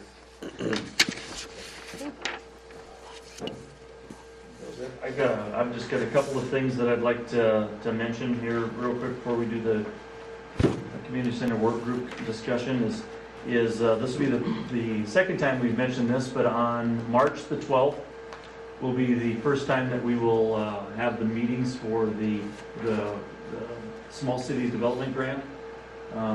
So there was 18 pre-applications for downtown or uptown, however you want to call it, for commercial. We're going to be giving away 12 grants, but there was 18 applications, pre-applications, and I went through a few of those today. There are a couple of them that probably won't make it through because there's specific things you got to have. Nothing for anybody to worry about right now, but we had a lot of applicants on that. I've been going with the number for the homeowner occupied, that we will be giving anywhere from 20 to 22 of those away. And I was thinking that we had 111 pre-applications. There was actually 143 pre-applications. So that's good and bad both, because it's good that we're going to be able to cover those. It is bad that we won't be able to cover all of them. But that puts us right in line with the money that we make on our CDBG account, that's sitting there with money that we can go ahead, and when this one's done, we will go ahead and apply for another one.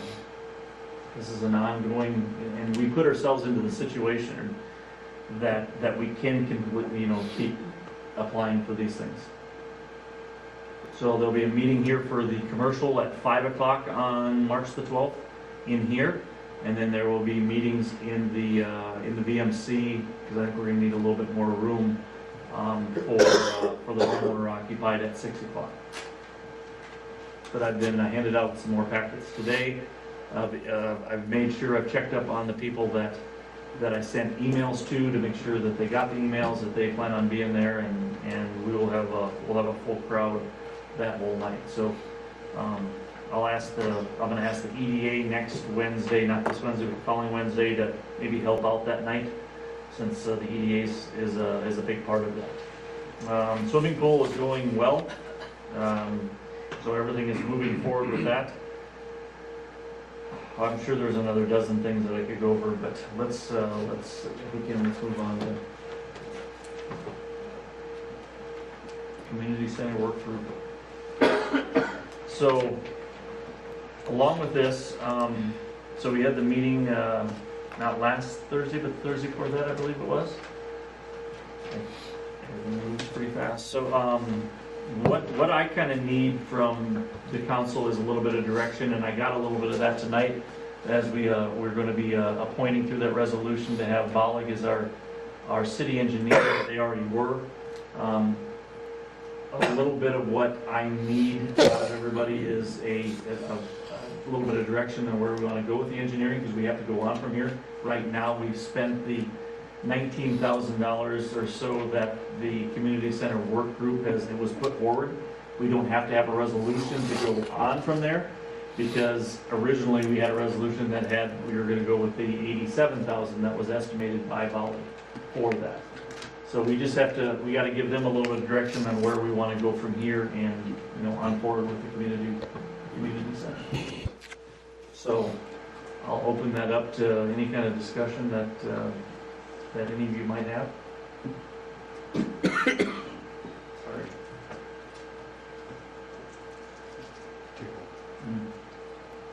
What kind of questions you got for me?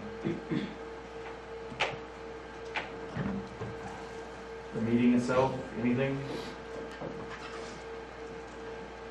I don't necessarily have a question, but there's something that people have been coming to me saying, why do we need to pay $1.7 million for people to play cards in? And I don't believe that's what this is about. It's about a community center, it's not a senior center. So for those that think it's just going to be a card playing thing, I wish they would look, and Angela had a good thing, we need to get out there all the things that could be done in there so that they can see that instead of just seeing cards. What I wish we could do most is bring back the noon meal for the people, but I don't know how you're ever going to get that accomplished. From LSS? Anybody that can make a noon meal that these people that were going there so that they could afford them. The $2 or $3, all they can afford, that's all they have to pay. LSS has asked me to keep in touch with them, but they are budgeted all the way through 25 on what's going to happen. They have no, but we're not going to have, a big built anyway. Right. So they just asked, so there is communication that goes on with them. So that all being said, then we need to keep in mind we're going to need a commercial kitchen if they was to come back and make the meals for the residents that need them. Correct or not? If you bring those in, yes. But how do you want to spend the amount of money you need for a commercial kitchen if you don't know if they're coming back? I mean, Depends on if you want to be the chicken or the egg. yeah. But I mean, to me, that would be the top of the list for this community center. Place for them to come and have their meals. One of the first things, George, that we talked about with Bollig is to set up a kitchen that's the medium range kitchen that has the ability to turn into something more with funding, with grants, anything like that. That's what we're working with MNRAAA quite a bit. Had a discussion with her today. She was going to try to be here tonight, but that's what we're working with them on, other programming besides just playing cards. It's programmed with everything else too, yes. In my opinion, the cards is a small part. They are important, but that should be down towards the bottom of the list that we look at. Well, George, I agree with you on that. The meal it needs to be a priority, and that's the thing that it was a special program, and we've been missing it. And we've got this. The council took the position after input from the community and the community task group that we would support a new building if the money could be raised. Okay, and we've got a design for a beautiful building, but unfortunately we're short. We're way short of the money raised. And we did have some optimism expressed at the Thursday night meeting about if the potential for raising that money. But I'm just wondering is there some interim thing we can do? I mean, that new building, of getting the extra money, we're looking down the road here, and in the meantime, we don't have this senior meal program. Is there something else we can do as a community to offer that somehow? Is there, maybe we need to think about, I mean, the Eagles have been very generous with us, and we've had that for 3 years we've been renting space in there for $300 a month. Is there any other interim solution for a meal program that we can get going, maybe without LSS? And maybe people are going to have to, we wouldn't have that subsidy for the meal program. But I was thinking the other day of years ago, the Kiwanis met at the ambulance garage, and the tables there, and every Thursday, and we had a provider in town that brought the meals, and we just paid for the meals. I don't know. I'm just throwing out ideas here. I hate to have to continue to tread water here on the community meal program. Well, I think that's wasn't a valid that question, because, and I have talked to a couple providers that have commercial kitchens in the city about that kind of an idea. Now, I think saying that LSS is our only option is limiting ourselves, and it's certainly limiting. We are currently getting LSS meals here in town, but the sign-ups for it have dwindled, and I think some of the issues have been the quality of what is being brought in from out of town. I think something locally that could be provided, something that's a little more responsive to what people are really interested in having, as opposed to just this is what is being distributed in every other community. I think if we could put something like that together, whether it's subsidized, I don't know, but I got to believe that in communities like Tracy that we'd be able to come up with some kind of a subsidy for those that really are in need, that could not provide, say the cost was $3.50 or $4 or whatever, that certainly some of our service organizations, and either us as a city or whoever, I think we need to be open to that. Yeah. And if there are commercial kitchens already in existence in this town that are willing to do that, why would we then go into direct competition with them? I think that's not sensible to spend $50,000, $60,000, $70,000 to upgrade to a commercial kitchen when there's already one in town willing to do that. I'm perfectly good with that idea. We just try to figure out where can we get whatever we need to help subsidize them. Yeah. And then get them back going to one spot for the community companionship. Yeah. That the city. like the senior dining? Yes. Yeah, I totally agree. So. Yeah, you're right. We are limited when we have someone making the meals out of town and then bringing them in the styrofoam containers. It's just. They're not real desirable. Well, I don't mean to there are cut them down, limits. but As what you can do. Yep. so that's what we need to try to come up with as a community. Well, there is a couple places in town that offer reasonable meals. It's just like not the $2 meals, but But I think if they, Not to just, make this sound like it's not an important discussion, it is, but I think right now we need to concentrate, because we've got these people here, I don't want to get into detail as far as a meal program when we're looking at a broader picture thing right now for the community center with Bollig and that. I mean, we've got the two of them sitting here and we're talking about stuff that we as a city need to consider, but I don't think it's during this discussion. I think we need to respect their time. Good idea, Jerry. Thank you, Jerry, I agree. So back to the original, as to some direction, we're going to say that you want. Do you want me to come up? Yeah, why don't you come up and just kind of feed us in the right direction of what you're wanting, and then we can.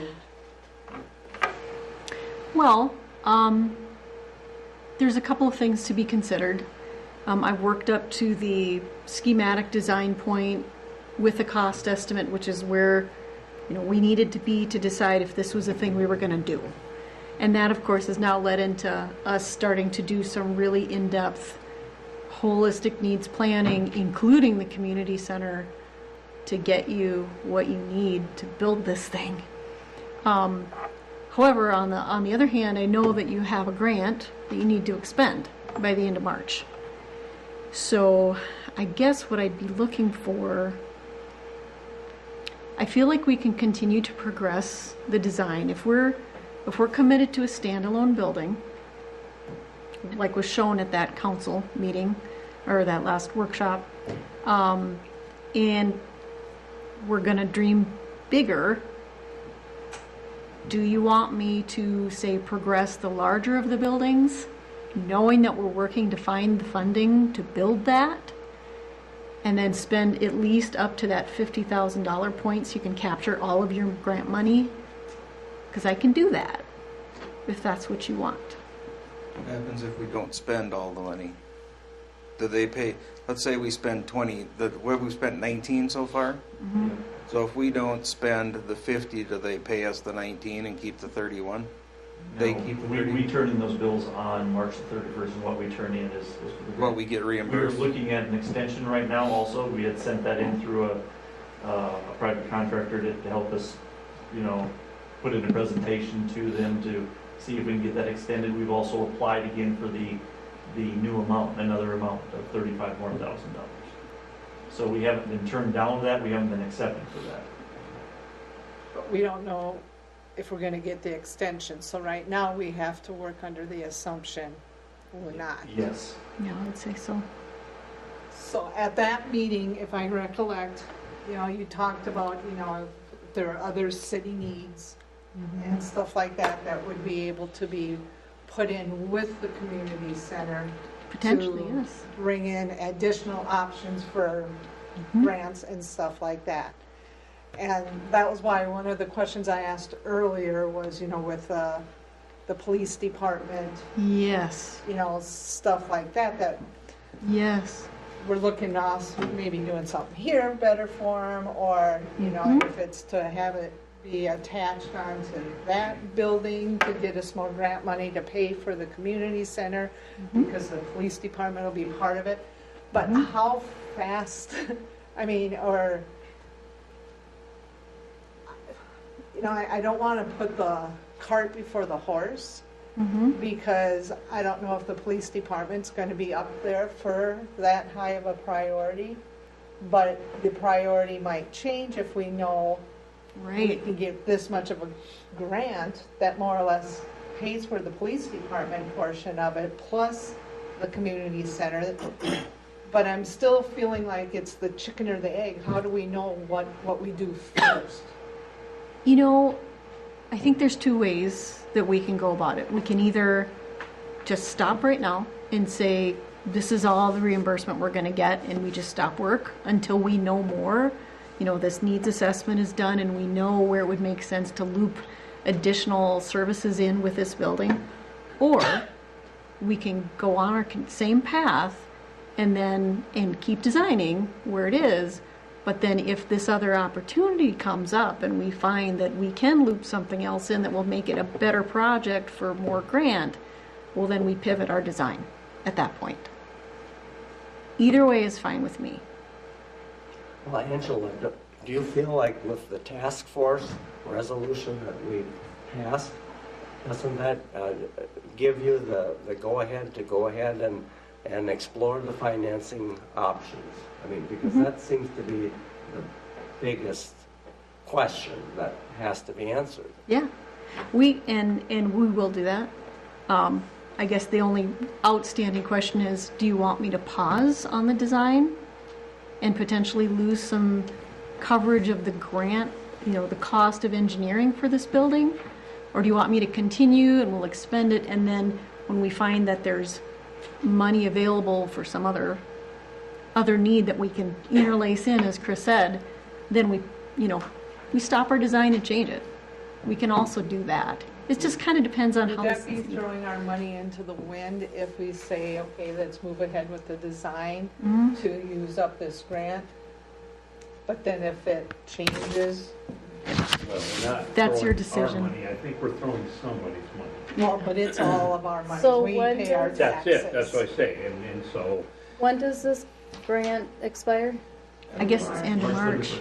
I mean, I had that concern when we first did it, is are we resolved to move forward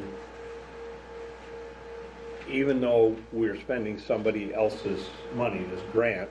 It's still being, I think we still have a financial responsibility with those funds to do it appropriately and in good faith, and I think that's the question, is saying just go ahead and keep on working,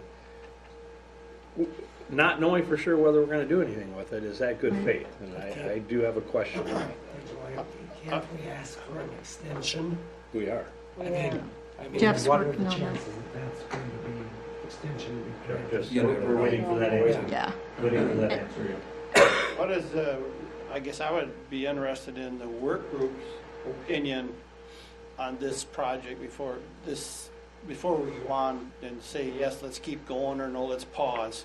What's the work, since you've done a lot of work for it, what's your opinion on how we should handle this?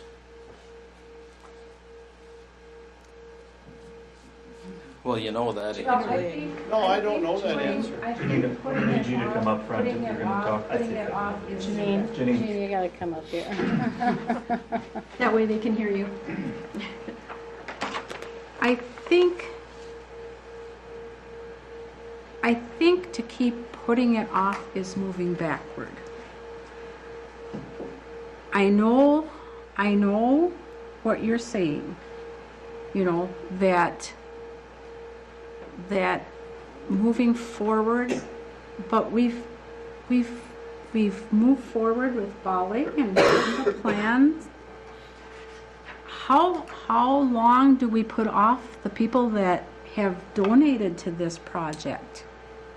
And if Bollix thinks they can get the grants, why don't we move forward? Why don't we? I think everybody's so scared. And I think we have to put our trust in Bollix that they say they can get these monies. And I think we have to put our trust in the people that have supported us. I think Tracy has to move forward. I think we're moving in the right direction. But I think just stopping and not doing anything, that's going to tell everyone, I don't think this is going to work. That's what it's going to tell them. I really do. Because I've talked to other people since our meeting, and that's what they're afraid of, that everything's just going to stop because we can't make up our minds. I think that's part of the problem. I really do.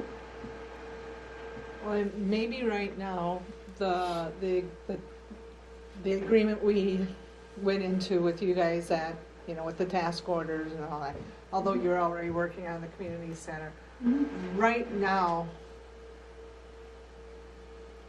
I think we could go to the next step where you do the designs, and like we talked about, you did the designs for a larger one and a smaller one.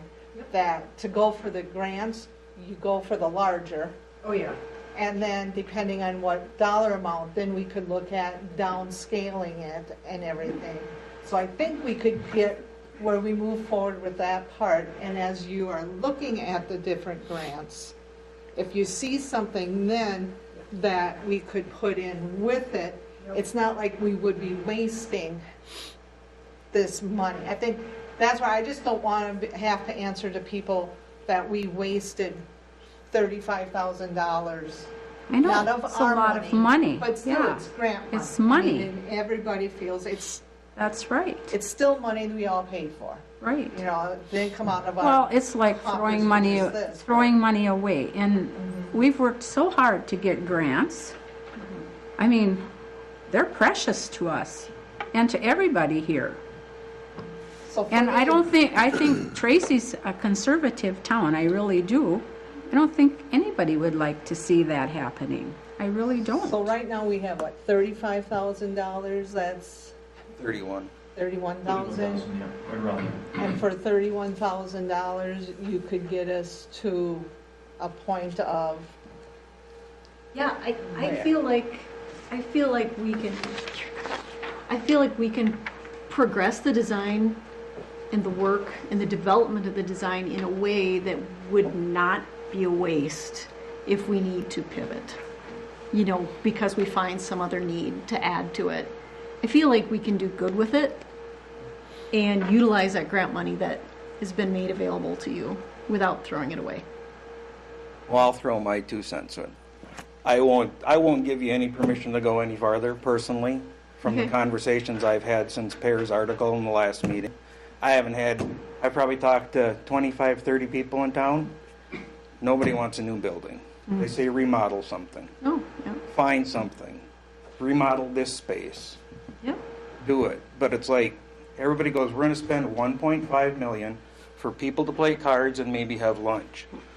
What's gonna happen every day after 4 o'clock? The building sits empty. There might be a meeting or two here and there, but for the most part, for me, it has zero to do with the community center. Because there's nothing, it's a meeting room. There's nothing else to it. So that's what I've heard. Tyler?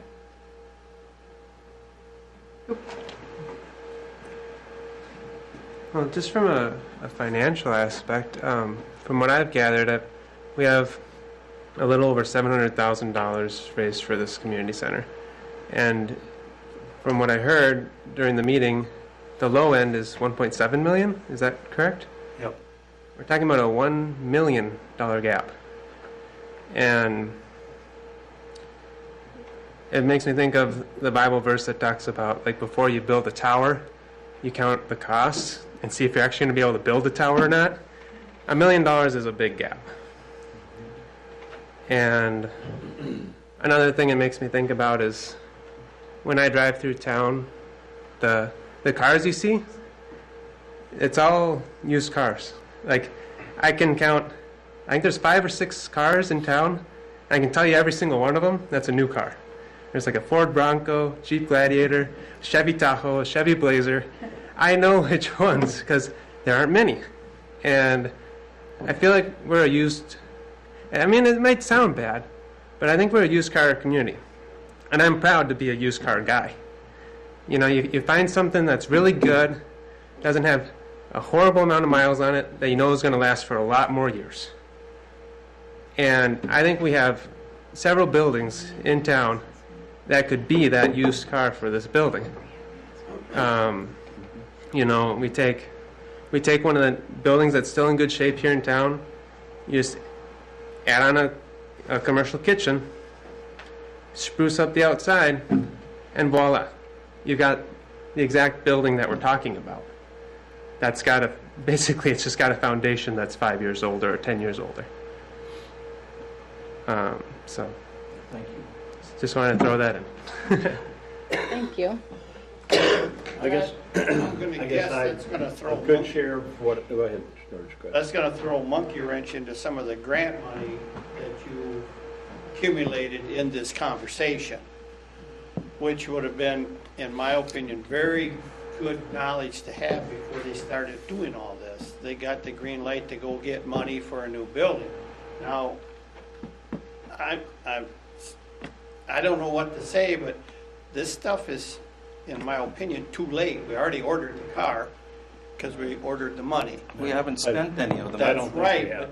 So then you're gonna take back that 700,000 we got and probably cut it back to half of it. No, No? no, You don't think so? no. A good share, we looked at this last year, a good share of those funds had nothing to do with new. It had to do with community center and senior programs. New was not a part of a good share of those. I've gotten bad information. And so I'm kind of at the point, the same as Dave, is that, that a majority of the individuals that talk to me say no. They would prefer not to have another building, and certainly not at that kind of cost when we have a lot of other things that need to be done in town. And so I think doing what we've done tonight is a good step in the direction of saying, where does this fit into the total needs of our community? We know we need to upgrade this building. We already own a building that is in drastic need of updating, that serves as a community center in many functions and could be used a lot more than what we have been using it. A lot of these teams would like to use this building for more events, but we are limited. And some of the things that happened in the last couple of years as a result of the infrastructure of this building have kind of sent some of those into question as to whether we can host some of these Final Fours and some of the other things. And so I think it'd be important for Bolig to do their needs assessment of the holistic approach and find out for sure whether or not that fits into everything else that we've already committed to. We own this building. We're committed to keeping it up and restoring it. We can't let it continue to go down. And if that means maybe then in the process, we actually build a community room here, maybe that's the best option. But I'd like to at least see that in the whole structure when we've come to kind of where we're at right now. I think this is an important thing, and Seth pointed out, I think we need to kind of pause and say, okay, what do we do from here? And I don't know that we can make that decision until we have this needs assessment from Bolig. Are we gonna have that needs assessment in the next, before the 31st? 4 to 6 months. No, 6 months. I know. But I think to spend $30,000 on something that 6 months from now they say, yeah, that probably wasn't going to be the best option for the city. Could I say something? Remember when we started this project? We paid $10,000 for them to do a survey to find a building. Remember that? Did you find one? Here. No, you didn't find here. No, this was always, Upstairs this was, But this it was was the, option A from the very beginning. And I can go back to the articles. This was option A. so can I. Restoring this building. And what Then was we the went to option problem? B. What was the problem? The problem was that you did not want to be upstairs And why was that? because nobody talked about that this could be the community center here that you're standing in. Why couldn't That's we not have it upstairs. upstairs? Because there wasn't an elevator. And we have an elevator paid for. You had a lift chair. You didn't have an elevator. A lift. It was a lift that was going to be paid for. Yes, I remember that. That wasn't, when you have people that are coming to events, a lift chair isn't going to take. No, If you want to do an elevator, that would have cost you a lot more money. A lot less than 1.7 million. Possibly. No. By the time you got everything remodeled, possibly not. We have to remodel this building. But then we talked about remodeling this space, Yes. Yes, we so did. that you didn't have to go upstairs, and there Yes. was council. Yes, we did. But it's always been new. We don't like this one, we don't like this one, we don't like this one, we want new.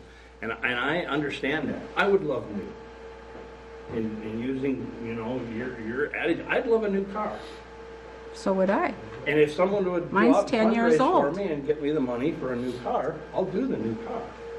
But I don't see that happening, so I'm going to have to be realistic in my expectation and say, will a used car get me to the things I want to do? Will it get me back and forth?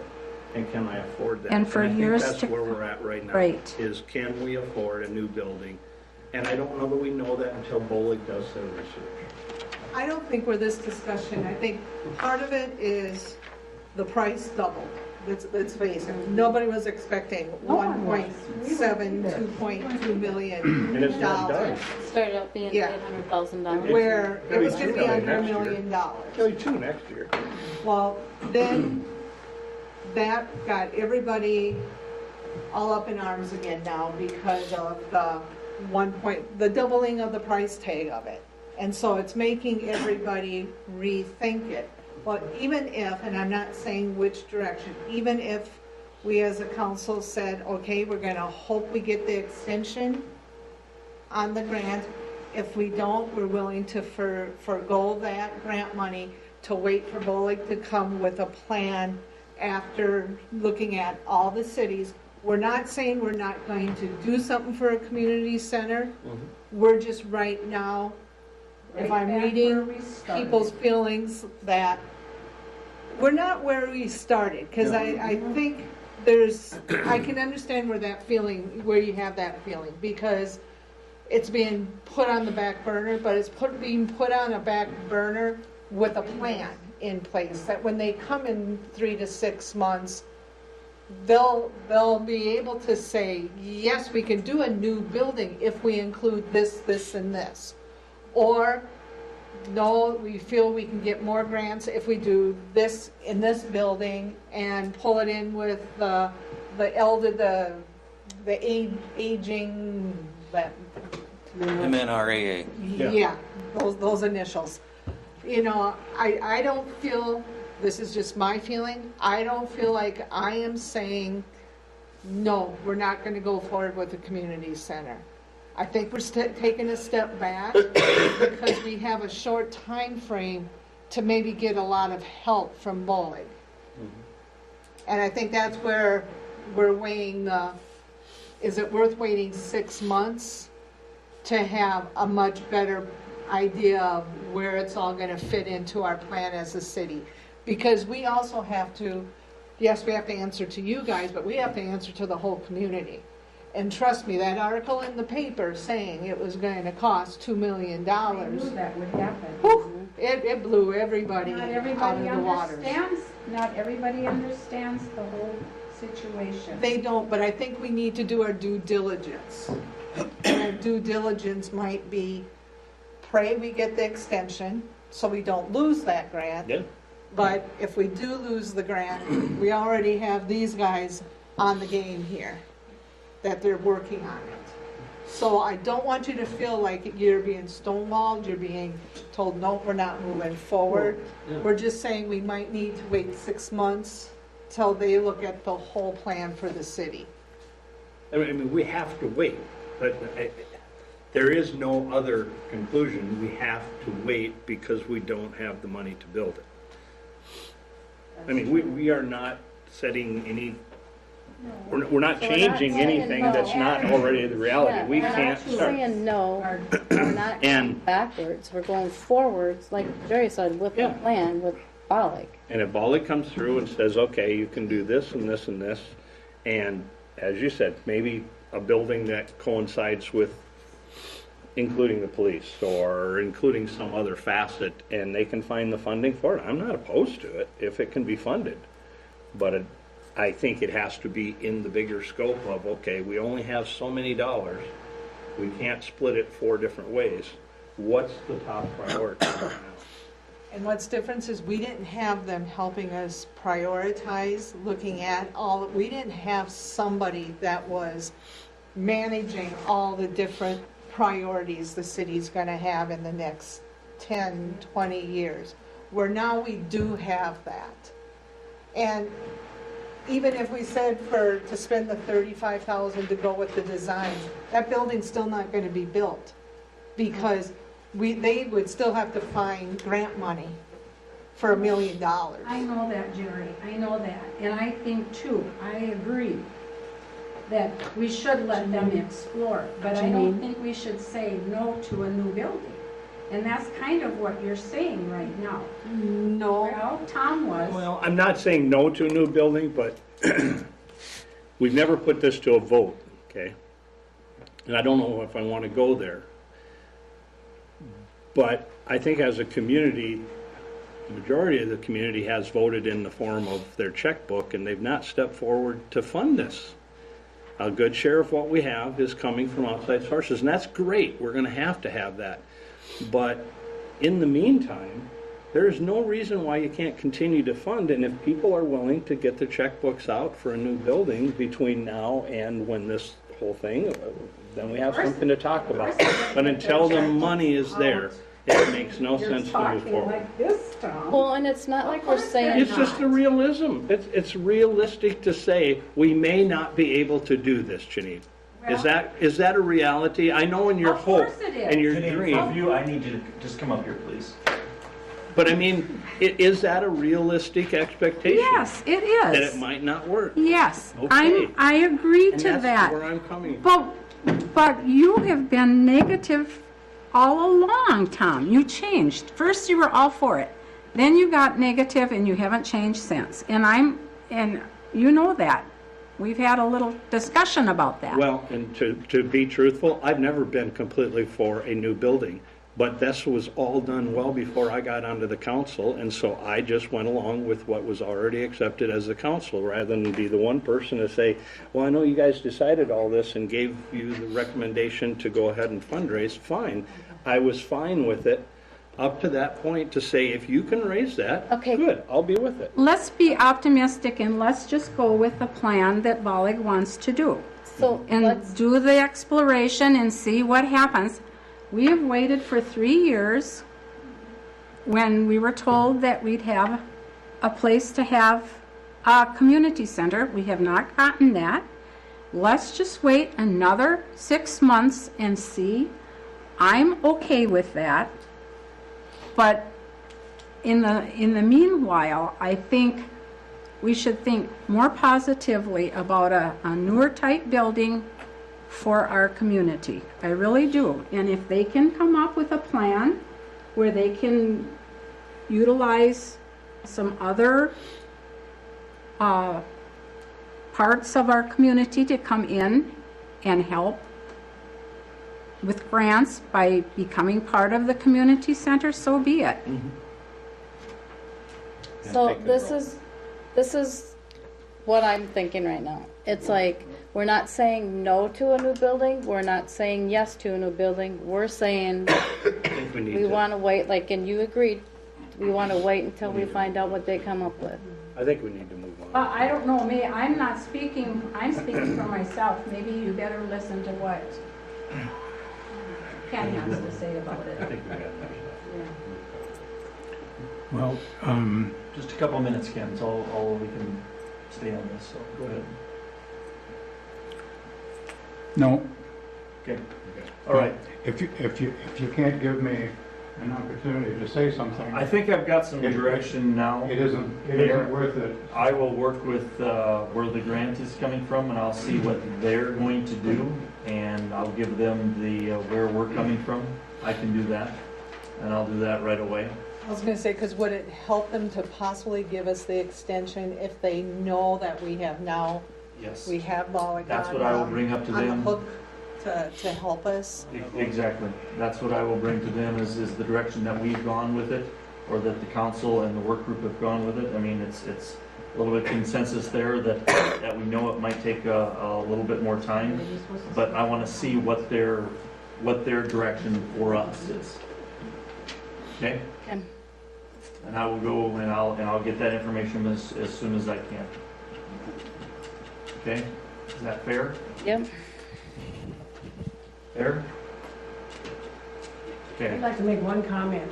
Way back when the Up here. foundation, way back when the foundation was started, and then we talked about a project fund, I remember people were asking, what if it fails? What if we don't raise the money? What if? You've heard all the what ifs. And Jeff Vetch said, SWIFT has never had a project fund fail. Do we want Tracy to be the first one to fail? I wouldn't go down that until we find out if you're going to or not. All these people that have donated, what do we tell them? That we're waiting to hear from Molly. We what hired we an can do engineering to try to company. strengthen the financial argument to help pay for it. If that's what will happen, I agree. Thank you. Okay, Mayor, could we go to new business, city Yes. administrator, number 1, resolution 2024-26, approving bids for the 4-unit T-hanger. This is just to send it out for bids. Yeah, just to send it out for bids is what it is, yeah. We gotta get that going so we can get that taken care of. Something that's already been voted on, that we're getting the hanger and everything, through the funds that we're gonna be receiving, but we gotta send out the bids, so we want the resolution covered for that, please. I'll make a motion to approve resolution 2024-26 to approve bids for the 4-unit T-hanger. Seconded. First and second, any discussion? Roll call, please. Manday, I hate you having me come first. Aye. Dobson, Yes. Arvisu, Yes. Teigs, Aye. Schmidt, Yes. Jones, Aye. Mayor Corman. Aye. All right, number 2, resolution 2024-27, budget amendment for 2023, number 4. Tyler, you gonna come up here for that?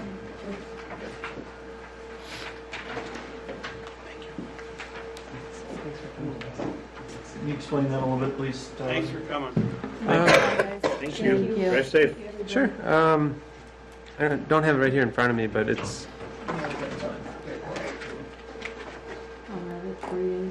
mainly just we got in the money from public safety aid, and we're gonna allocate it to the police cruiser, to some turnout gear for fire. Let's see, what else was there? Heavy machinery. There's the lawnmowers. I think the city council approved a lawnmower for Shane that wasn't budgeted for. And then just moving funds to the correct accounts there. Engineering for the community center, it's going to be reimbursed from the age-friendly grant, and then moving money from revenue from water to sewer. It wasn't budgeted in the correct account. I make a motion to approve resolution 2024-27 for the budget amendments. Seconded. Anybody have any questions about that one? Because this is stuff we all knew was coming We anyway. knew it was coming. It's just when the budgeting process, if you don't move it one year, you don't get you can't pay for the cruiser now, and we thought it was going to, and then it's just moving the same money around. Okay, roll call, please. Arvisu, Yes. Teigs, You got Aye. Schmidt, Yes. Manday, Yes. Dobson, it. Yes. Jones, Aye. Mayor Corman. Aye. All right, number 3, resolution 2024-28, change order number 4, phase 3A-2 infrastructure improvement. Dane? This is one of your favorite change orders. It's a negative. Yeah. So this is basically cleaning up all the quantities at the end of the project, being the final pay apps, the next thing on the agenda here for you to approve. I don't know if you had any questions on that. So is this is our money that we're saving, right? I mean, because we've spent all of the RDA and all of that other stuff is gone. So we don't have to give any of this back, right? No, so the PFA grant probably has a portion of this. RD loans already used up, so some of it will come out of ineligibles, but for the final payout. But so we're not going to lose it by not using this. Right, just saving. It'll just sit in our fund balance. Yep. Any other questions?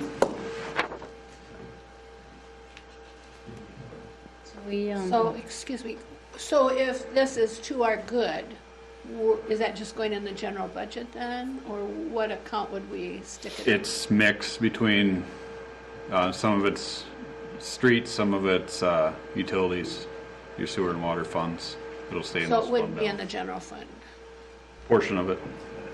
We're looking at getting the whole project all taken care of, so we can see what the total cost is, what we have, just a basic, here's what we had, this is what we had to spend, this is what it costs, how much is left, and I'm looking forward to that too. I'll make a motion to approve resolution 2024-28 for change order number 4. Second. Any other discussion? Roll call, please. Dodson, Yes. Schmidt, Yes. Jones, Aye. Landine, Aye. Teagues, Aye. Arvisu, Yes. Mayor Corman. Aye. Number 4, resolution 2024-29, pay app, number 16, final RNG construction phase 3A-2 infrastructure improvement. So this is basically drawing down the retainage to 0 for the project. That's all that's left to pay on this. I don't know if you had any questions on this pay app. This is the final pay app for all of these projects. So the one we've been waiting for. So on, at Center Street also? Center Street's been done already back in December. So So So we're giving them their retaining, this is their retainage that we're Right. giving back. Yep. So is there penalties and stuff taken out of this retainage? Yeah, they've been taken out along the line. So and then what happens if there's some saggage? they got warranty yet, which Well, we'll do. that's under a different. Yeah, we'll do a warranty walkthrough in August, and then we'll give them another set of punch list items, and they'll have. Is this kind of early for that, or is this in keeping that? I always thought it was about a year before they got their retainage So back.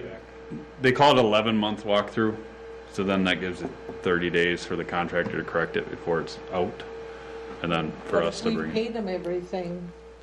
Their warranty They kicks have in. to, yeah, their bond. We still, yeah, we can go after their bond if they don't. So And this doesn't have anything to do with this project because you can't change it, but from next projects, don't you think we ought to make that warranty period more than a year? They won't give it. RD. So Yeah, but the counties, when we do a county project in the middle of a field, it's a 3-year warranty project. And this is. So there may be opportunity to do that on other projects, but RD, that was one of their stipulations. It's 1 I year. remember that, yeah. Yep. Remember that was R&D. It's just Came back like, and said that- it just boggles my mind that whole Yeah. thing is like that. I'd be happy with a 5 or 10 year. I mean, Seriously, this blows my Why does mind. R&D not want more than a year of warranty? I'm guessing so they can close their books. Yeah, they can close out with all the projects that they've got going on. If Burn's looking at closing out the books. So they on don't this. care if it's quality work.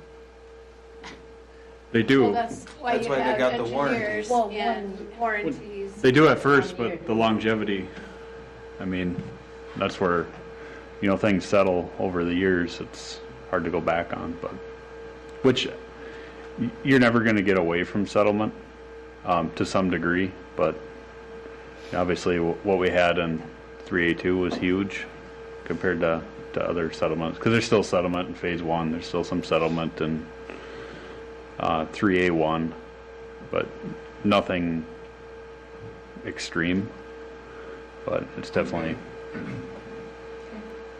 I'll make a motion to approve resolution 2024-29, the final pay app. Second. Any further discussion? Roll call, please. Teagues, Aye. Dodson, Sure. Arvisu, Yes. Schmidt, Yes. Jones, Aye. Landine, Sure. No, I. I don't think that's an official vote, though.